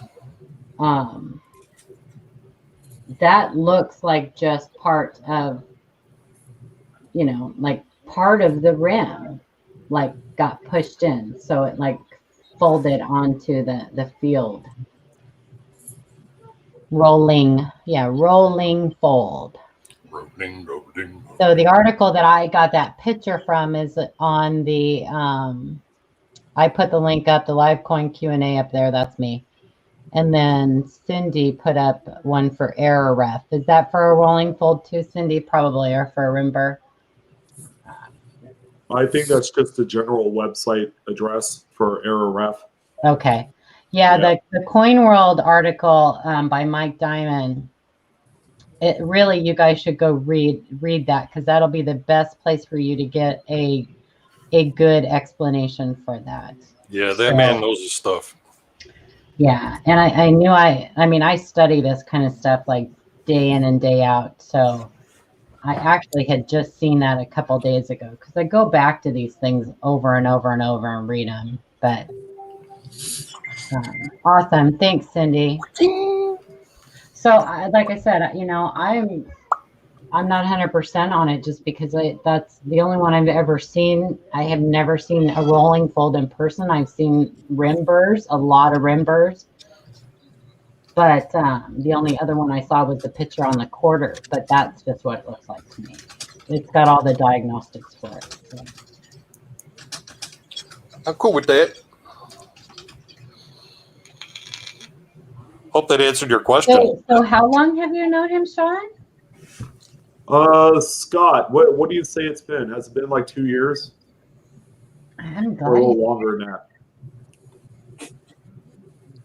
He's been collecting a long time. I bet you've seen some stuff, Scott. Oh, no.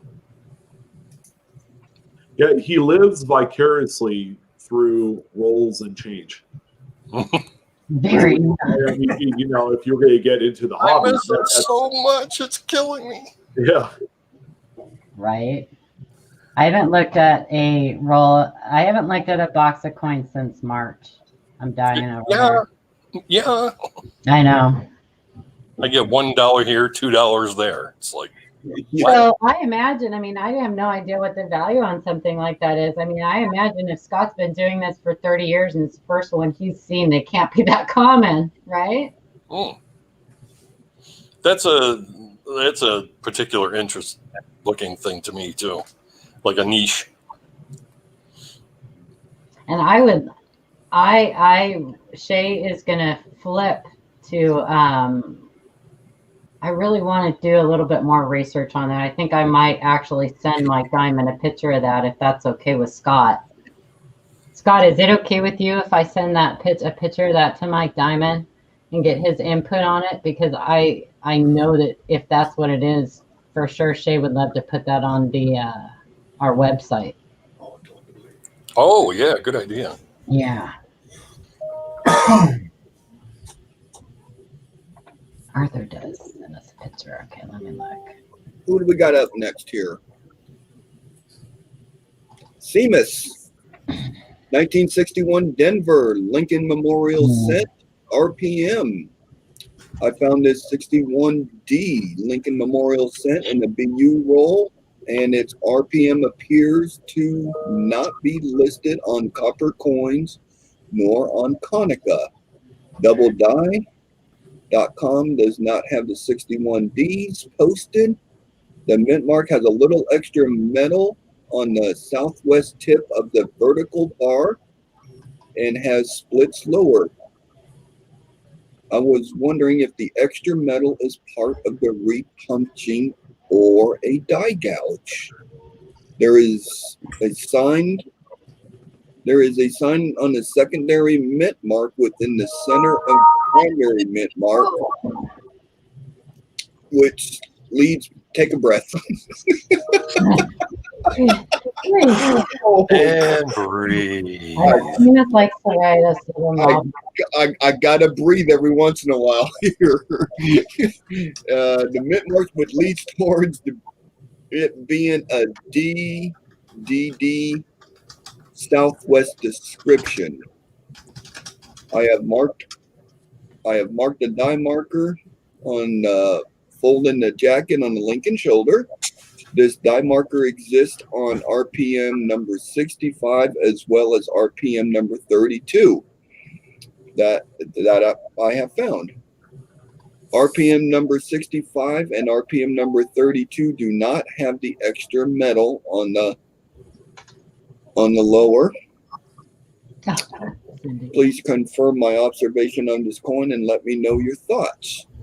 Wow. Done some research. You don't want to know my thoughts. What was the question again?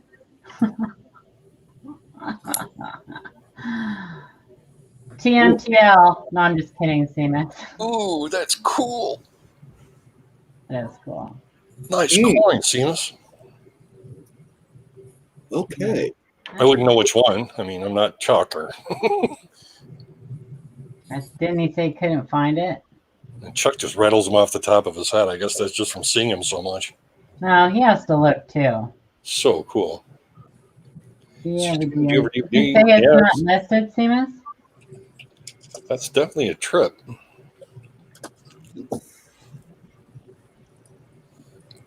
Well, you got a south and a southwest. Well, there's a tilt and maybe another tilt, or just yeah. I think it's been tilted twice. Yeah. His question was on the southwest lower, that extra little bump that comes out. He's not able to match that up. Well, I suppose I mean, I don't think it's like a fortuitous gouge or anything happening to be in that spot. I think you do have a triple repunch. I'm just not seeing it either. Oh no, Eddie Jams, that's our website. That's not Newman's Labs. He's not done with that yet. It's not ready to be. It's not ready. It's not cooked yet. It's not ready for prime time. Yeah, it's not cooked. Well, you know what I'm going to say, Seamus. If you haven't been able to match it up, you know exactly what I'm going to say.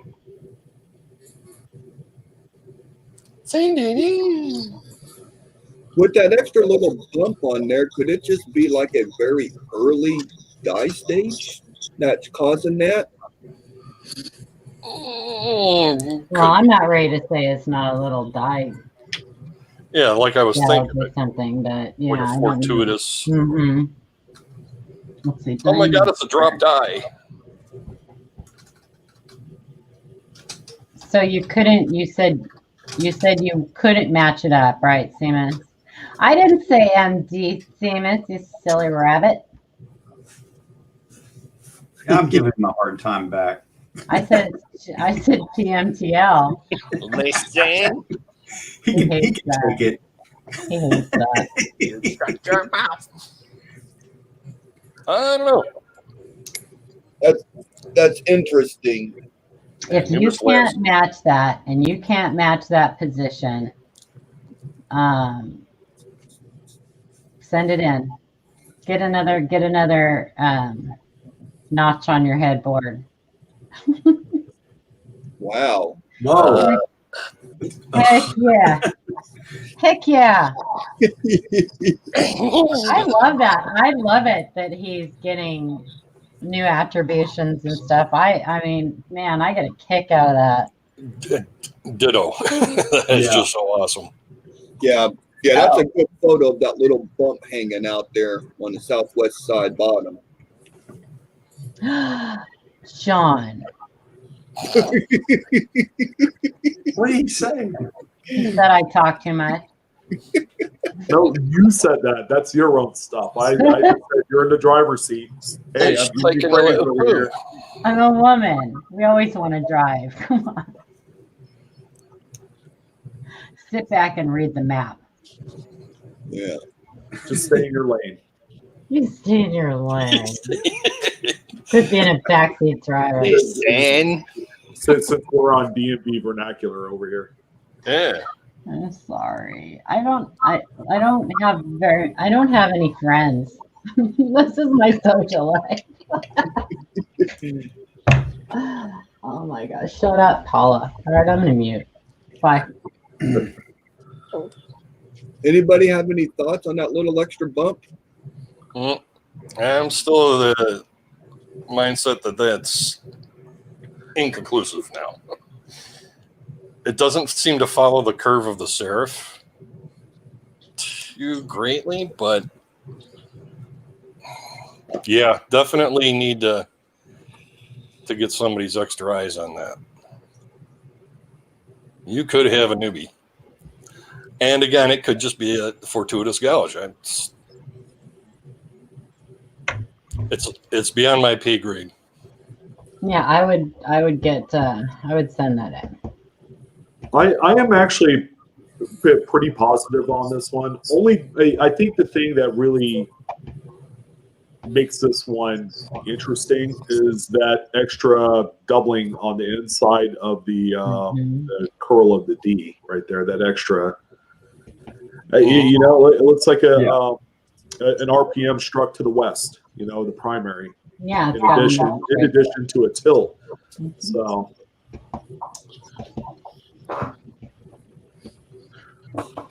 So I don't know Amanda or Jeff. Arthur did send us pictures of that 60D. If somebody wants to load up a couple of those. I can pull them up and have them available pretty quick if you want to go on to something. Whoa. Art seems to have an opinion on it. Yeah, he's thinking RPM 002.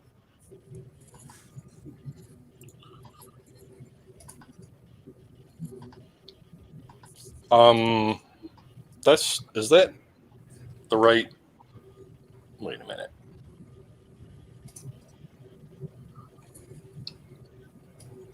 It doesn't say Art, the RPM group. I've got no, that's Art. That's the RPM group. Yeah, he has Art Ring, and then he has the RPM group. So. Oh, for the love of! I know multiple screen name disorder. It's confusing. No comment. No comment. That's what I've always called it. It's multiple screen name disorder. I've got it too, though. I've got this, and I've got my name. Yeah. All righty. Eric saying maybe a stage 2. Stage left. Getting a lot of feedback from the chat. I love it. We got some real knowledgeable people in the chat helping us out. That's always appreciated. Here, let me see. Because I like it, I love it, I want some more of it. Yeah, this is Arthur's. Are you seeing my screen now? Yeah. Yeah, that's Arthur.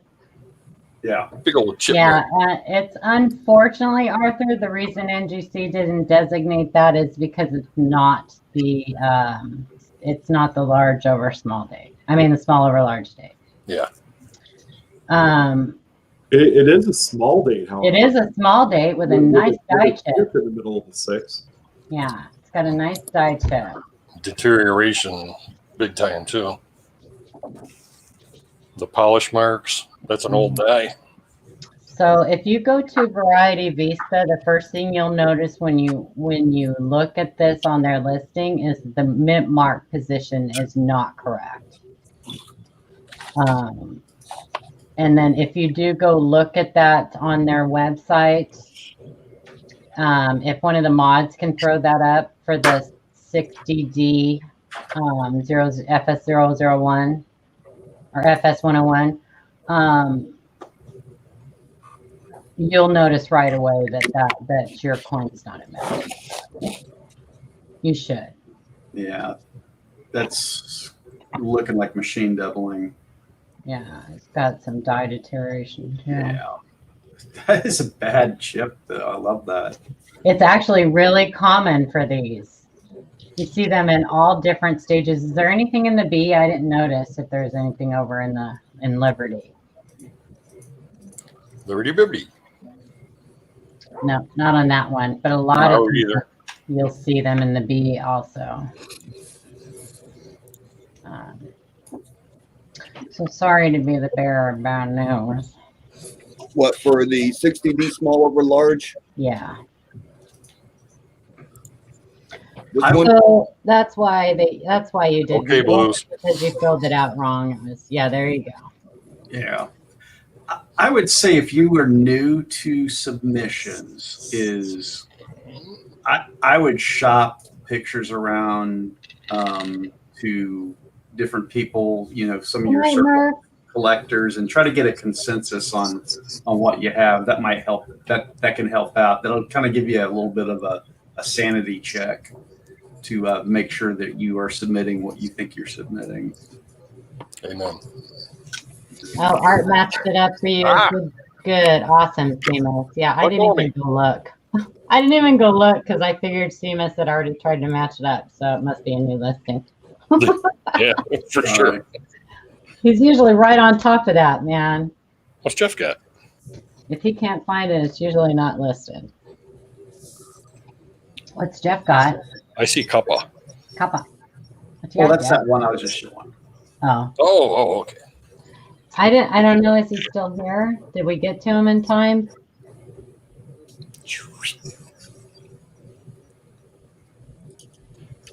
Like a second and third opinion? Yeah. Stage Okay. B? Oh, cool. Well, there you have it. there we go.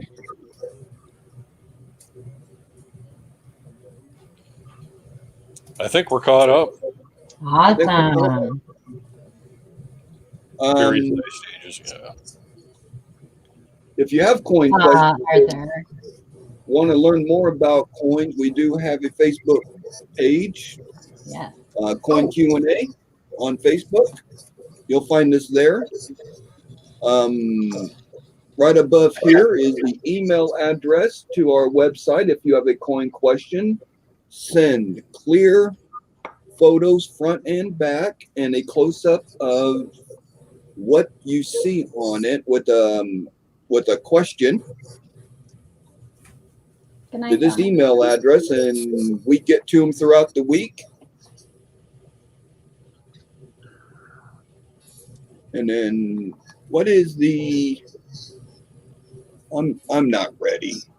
When you do want go to join the Facebook group, if you decide to, there's a couple questions. Please answer them and agree to the rules, because otherwise we can't let you in. And I know it seems silly, but there's a good reason for that. So, and there's like no right or wrong answer, really. We just want you to make sure that you answer the questions.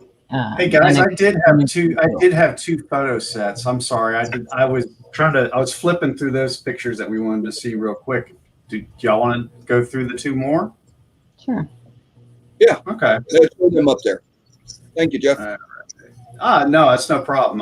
I was concentrating on those pictures, and no, that's fine. We're always willing to give a shout out to our pages to make sure we get people involved and get information.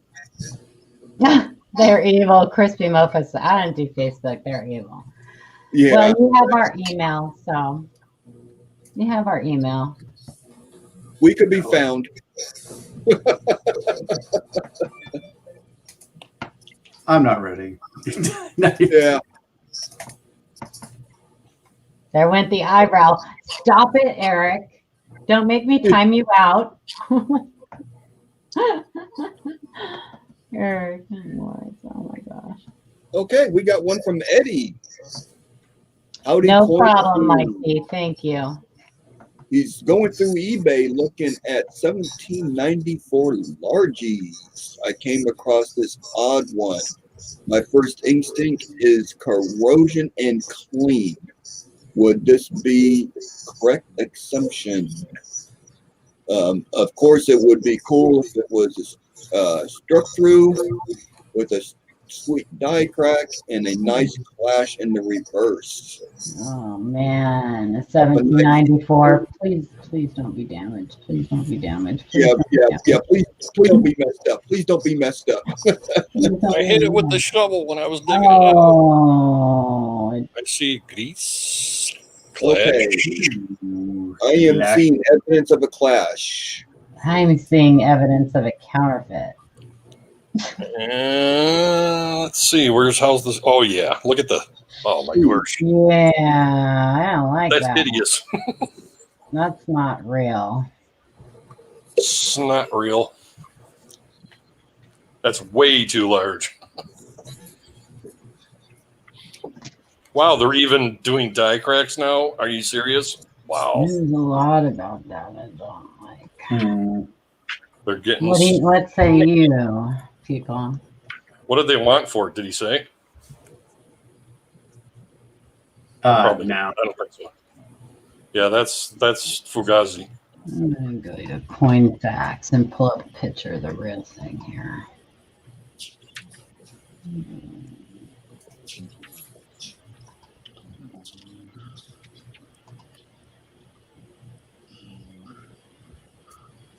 Oh my God, who's hammering above me at 11 o'clock at night?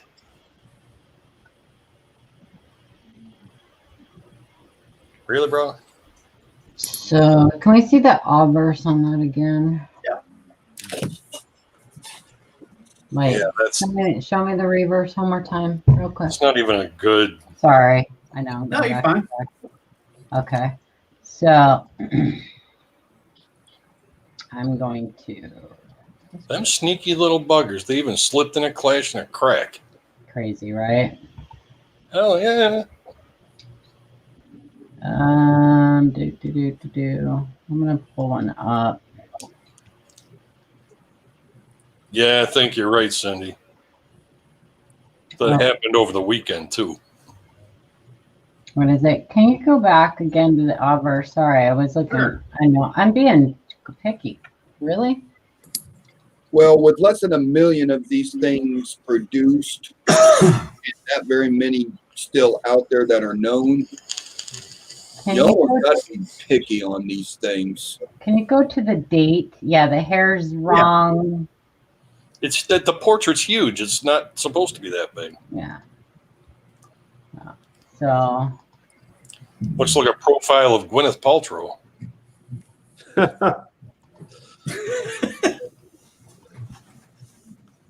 so let me share. Oh, that date. What the heck is going on there?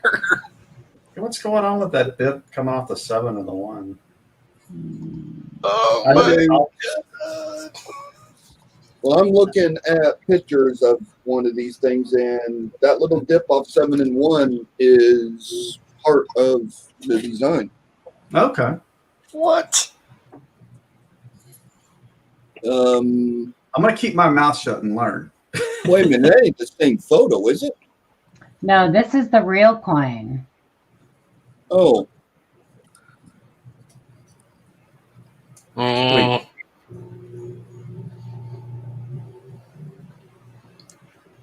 No, it's still different. The profile's way different. She's looking Yeah. up higher. Yeah. what's She's the? kind of looking straight there. She's looking up high on the fake one. So let's pull that back up again. Is that a PCGS coin fax? Yeah. Yeah, there we Good. go. When in doubt, especially for these low mintage, high dollar coins, PCGS coin fax, and just start comparing pictures. Every little tiny detail on them. They probably want a couple grand for that thing too, and I would avoid anything that's questionable at all, especially at that kind of a price point. Yeah, it's buyer beware on stuff like this. Caveat emptor.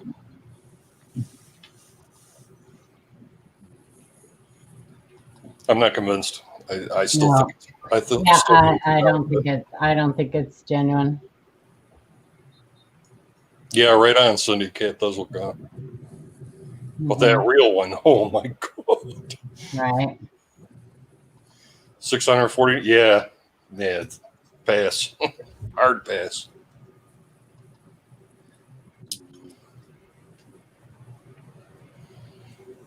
Eddie, only thing I Yeah. can say Yeah. is That's. I mean, it's- for one of those for $649, you shouldn't be able to even hardly tell what it is.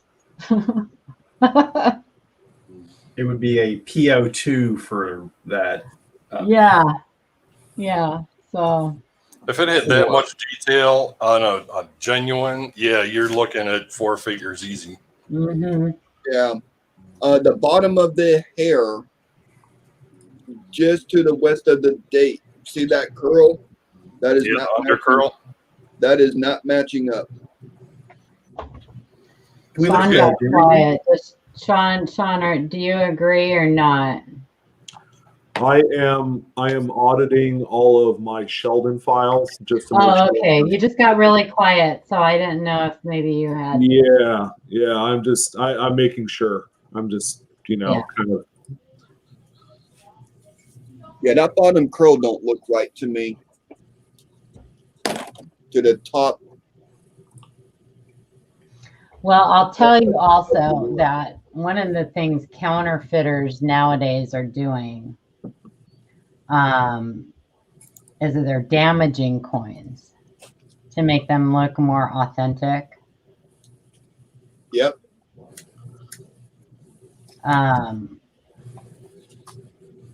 And the amount of detail that coin's got on it to have that kind of like wear on the left, and I don't know, it just doesn't look right to me. And just the fact that they're asking like 600 and change for this coin.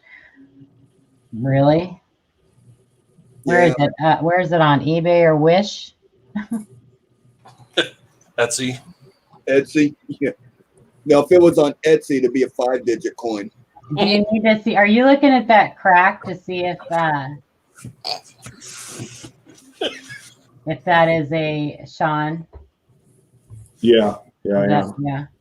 The What'd one you of see? the things to remember when you're looking at coins like this, see how the center of the coin is all worn down and kind of mushy and kind of like rubbed and worn? You don't see that on the date or on Liberty. It's just in that one spot. And that's not going to be very common just for one area, a small area of a coin, just to show that type of wear and no other wear anywhere else. In my opinion. And I'm not sure if that is right or not. So, It sounded right when I was thinking about it. To answer your question, Kelly, yes. In any condition, these are worth a lot of money. Even in like a poor O2 condition where you can barely make out anything on it, it's still, if you can attribute it to that. I mean, even the Phrygia cap doesn't look right, and the pole doesn't look right. Don't you have one of those, Paula? Oh, you can't even tell what mine is. No? Okay. I know. I've seen it before. It was pretty roached. But yes, I do. But I don't show her off. She's tucked away in a safe place. She's got self-esteem issues. I love her. But I'm not even going to try to compare mine to this. She's got stage Struck through grease in the middle. more like just jacked up. No, that's jacked up. Meet me in. No, that's a replication of environmental issues. Yeah. So some vertebrates has eaten into the coin and petrified or hardened over time will look like that. Yeah. I've seen my fair share of them. I own a few too. Awesome. Oh, Kelly's got one too. So you're in agreement that it's a counterfeit? Or what? Are you still looking, Sean? Yeah. my fear is, saying, yeah, it's counterfeit. I know. And then come to find out it's an R7. Yeah, it's because I'm not finding any matches. Yeah, I mean, it just doesn't look right to me. An R7? Wow. No, it just doesn't look right to me. I mean, if you really want to know and you want to be safe, you can send it in to one of the grading companies to have it authenticated. You don't have to pay to have it slabbed, but you can have it authenticated. I mean, if this is on eBay too, keep in mind you are protected as a buyer. You could always return something. But I think I would let somebody else take a chance on it. Didn't one of the grading services team up with eBay? Yeah, I thought that they were doing that. Yeah, it's NGC. NGC, it's like what, $10, and they'll authenticate the coin as it sits on eBay. Yeah, there's actually a little link in every listing for coins. Good point, Eric. I forgot all about that one. Granted, it's going to cost you what, $10, or I think that's what the price is, but $10 wasted or $10 to find out if it's real. Yeah, and they'll just tell you if it's authentic. I mean, they're not going to go into any deep dive of like, oh yeah, this is a S67 head of 1795, or none of that stuff. Right. They're just going to say, oh yeah, we think that it's genuine. It just doesn't pass the sniff test with me, but I agree with Sean. Like, you hate to tell somebody that it's not real. It's better to be, because we're going off a picture. I know you are too, but Cindy said it's only $5. Shoot, I'd pay $5. I'd pay $5 just to find out if it's fake and nail the seller. But that's just me. If you want to send me the link to this eBay page, I'll pay the $5 to see, because now it's going to drive me crazy.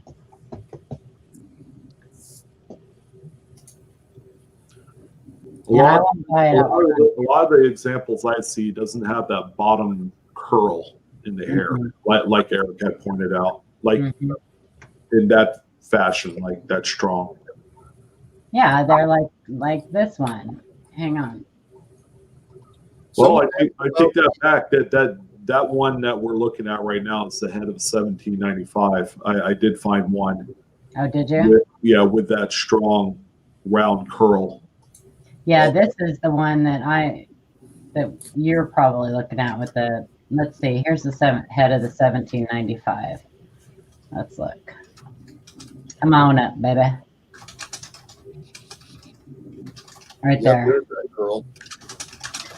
But look at that date. Look at it. Look at it.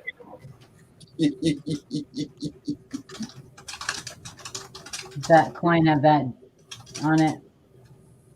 Yeah, the date has that little nub on the top east of the one and north of the. It just doesn't have that crack, that goes between T and Y. Nope. Huh. Oh, right there it does. No, it goes between R and T, this one.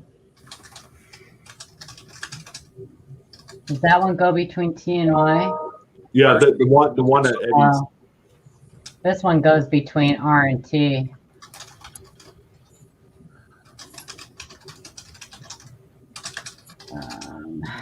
So the S72 has a crack that goes between the T and Y to the top little curl of Liberty's hair, but it comes in more at an angle rather than straight through it, and that's the head of 95. Yeah, that's this one, the head of 95, but it's showing a crack between the R and the T.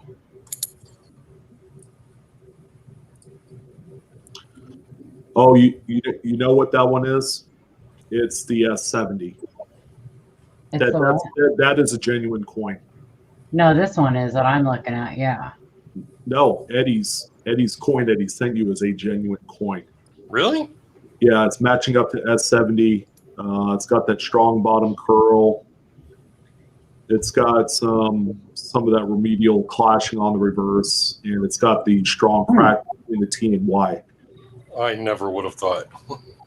And that's why but is that those things exist is because usually counterfeiters won't go through the painstaking task of counterfeiting shallow clashing. Usually that'll get overlooked by most counterfeiters. So does Eddie's picture have the cross-look 4? I just want to know that. It does. Okay. I do remember that. Yep. So that's the S70 that you got there, Eddie. But that's not his coin. That's on eBay. That's on eBay. Yeah. And I was referring to the example that he had sent over. They're only asking $600 and something for it, Sean. Let me find what the rarity is before we get to. He sent us the link, he said, to the eBay. Hey, you might want to hide the link. It might be, if it's an R7, then $650 will be a bargain. Man. I don't care what it is. That coin with that kind of detail, $650 is a bargain. So it's an R2. So I mean, it's nothing that I would personally be afraid to lose out on it. I think it's me personally. I mean, even with the condition issues, I mean, it's a strong enough example that if you were looking for an S70, that's your one right there. When you get to coins this old, sometimes condition doesn't matter. I've seen R6 and R7 large cents that have just wicked porosity, like they were pulled out of some field in Kentucky after 200 years, and the coin still ends up selling for 5 figures. You know, so I love Well, the Big wallet. Sean. let me show you what I would expect to pay to get for $600 and something for one of these. This is what I would expect to get for $600 and something for one of these. Buddy. oh, absolutely. Yeah, Not that coin that he's showing. Yeah. Yeah, that any Liberty cap with a discernible date and enough detail is easily a $500 to $700 coin, regardless of its condition issues. Right. So my question is, why is this eBay seller selling that coin for $650? Don't know what they got. It's the environmental damage on the portrait of Liberty that's making that person think that that's all it's worth. R2 even. There's also the. If it was me, I'd before I bought that coin, I'd still spend the $5 to have that, because they are getting better at those counterfeiters. Yeah. Counterfeit all the time. I would be nervous about that. If you were to look at some of the specialists in early copper, like a Tom Reynolds or a Sean Yancey, they like coins like that one that Eddie had sent us from that eBay listing. They like coins that are wholesome, that aren't perfect, that shows a lot of strike. Just how strong all the details are on this coin.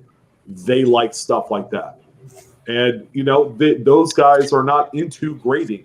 They're into collecting by Sheldon attributions. So if they're looking for an S70 that is as nice as this for that kind of dollar figure, they would certainly pick that up. Oh yeah, I mean. And for an 18th century coin, that is perfectly acceptable. That's even acceptable for just about any colonial that you could think of. I know Chris was looking for, or he ended up obtaining a Fugio, and that thing's awesome. It has its problems, but given its age, it's market acceptable. Now, if it's like a 1905 Indian head sand with the same issues, okay, that's a different story. But there is some leeway that's involved for coins of this ilk. I would say, as far as the seller is concerned, and there's some murmur of this in chat, definitely check feedback, check to make sure they're a legitimate dealer, see what else they have sold before, and definitely check that rating just in case. Yeah, that's a great idea. Even if it's a real coin, it might be, it could be, if it's somebody who's never sold on eBay before, they could be doing some shifty business. 31,872 sales. 99.9% positive. I don't look at feedback on eBay anymore, just because they remove the negative feedback all the time. Yeah. But that many sales and still in business, and well, there you go. I mean, if it's real and you can pick that up for that price, you may never have another chance at that. So is it clean? It's probably clean. Yeah, it's definitely been cleaned. Yeah. I'm sure. I don't know. Well, if you pick it up, let us know. What pictures? I know Eddie can take good pictures, so I definitely want to see good pictures of it in hand. Too late. Yeah. You posted a link. We own it now. Right? Not me. I'm paying. If that was me, I'm paying that $5 just to get. Screw that, man. If it was $5. I mean, Sean, I trust Sean, but for $600 and something, I'm Yeah, still thanks for chiming in, man. Yeah, absolutely. So I was waiting. I knew he was looking it up. I was waiting for him. So I have a 1837 standard weight and measure. Standard weight and measure half cent worth of pure Measure. copper. Is this a coin? Standard weight measure half cent. Standard weight. Standard weight measure half cent. I'm not sure, Kelly. Can you send us a picture? We probably won't look. We won't get to it tonight. But is that the coin? That's Eddie's. The coin that Eddie sent, right?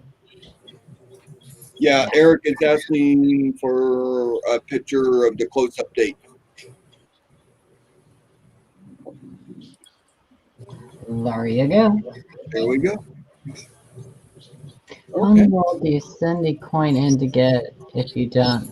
Well, duh. I mean, if you buy the coin. But that I was talking before. Eric's reminded us that you could pay on PayPal to have them $5 or whatever to have them. I just figured you were going to buy it. Oh, I forget. What's the name of that service that NGC offers now? The authentication? Yeah, the authentication. Yeah. I haven't used it, but I haven't had a reason to use it yet. I haven't either, but I really want to go on eBay right now and pay the $5 and see what they say. Somebody do it. They're going to get like 20 requests to authenticate this thing. And Sounds like I'm going to do it just so I can tell you that I got it right. Yeah, that NGC authenticity opinion is actually right in the little payments area. Yeah. Right underneath the listing or the option. Or So Art did an Check it out. Art did an overlay. they call it the expert review. Yeah. That's it. That's the I name of think it. I think that's a great service. I really do. Consortium. You know what's a better service is the live coin Q&A, giving you the skinny. That is a great because we got Sean. We have Blue Ridge Silverhound. He's the smarty pants. Yeah, man. I mean, I can't really say the same for my counterparts on YouTube. We'll also do the funky coin videos. We'll remain You can nameless. buy that in your pocketing worth $1 million. I'll say it. Nah, that's Yeah. You know what's sad is that actually some of the Wanda oh, what the heck? Whose pictures are Oh my gosh, Wanda, you're so funny. Pictures of our Q&A hat. Okay, hang on a second. Yep. Oh, Where Okay. is it, Art? Art sent pictures. Oh, you sent them to me. Yep. Art did an overlay. So now I want to see Art's overlay. of course. You guys don't need to use NGC expert review. Okay, we'll give it to you for free. You have the consortium. Yeah. Wait, I even told you what the Sheldon number is. That's worth by itself. Because you're amazing. Why can't I get this to open up? Dang it. I'm going to have to forward more. 411. Gosh, it won't open. Come on, man. That's all right. You can share that with us a little bit later, Paula. I know. We are going on almost 3 hours. Wow. We are out of emails that we pulled for tonight's show. You're welcome. So All right. I want to give a special thanks to the panel for being here. Mhm. Amanda and Jeff for doing pictures this week. That was all Amanda. She got in there and dove into those things. Yeah. She's amazing. Dave's not here, man. Paula, Jeff, Frank, Paula, thank you very much for being part of the show tonight. As always, What the cows? everybody, Cat, appreciate y'all. At one time, I counted 130 people watching the show. Awesome. Hope they all left thumbs up. And we'll find out Throw later. the hand. We'll find out later. Let's get We'll one. find out. Yep. Don't forget, we all have our own channels too. So, yeah, we can all use your support. I think I'm like 17 away from 1,000, just saying. Yeah. I'm 5 away. Are you really? Seriously. So don't forget, we got our Facebook groups. We got a webpage, Good. Facebook, Coin Q&A on Facebook, and We have these for sale. live coinqa.com, I think it is. Live Coin QA. Livecoinqa.com. Yep, there we go. Oh, it's, yeah. That's right. Ellen here. Anybody got any closing remarks? Yeah, I do. Make sure you go check out Blue Ridge Silverhound's holiday giveaway video and get in on his holiday giveaway because he's got some amazing stuff. Only So 15 more days. I'm gonna do the draw on the 15th. So Make sure you go leave a comment on that video. Leave Gotta him a be in like, it to win it. subscribe. yeah, let's get everybody to 1,000 subs. Hey, I'm sure. Yeah, Paula's only a few away. Yeah. Let's make it happen, y'all. Y'all, Thank thanks for coming, everybody. We love For the seeing you mods, guys. you very much. 9 or 5. And we will be back next week. Yeah, man. Same Thank you, channel, guys. same Appreciate it, mods. There'll be a different hoster, but we'll all be here. Hoster? A hoster? A hoster with the moster. The hoster with the moster. There we go. I think we'll use it. All right, y'all. Good Bye, night. Thank you everybody. very much for showing up this week. Peace. Take care of each other. Bye, Art. Be nice to each other. All right. Bye, everybody. Good night. I know.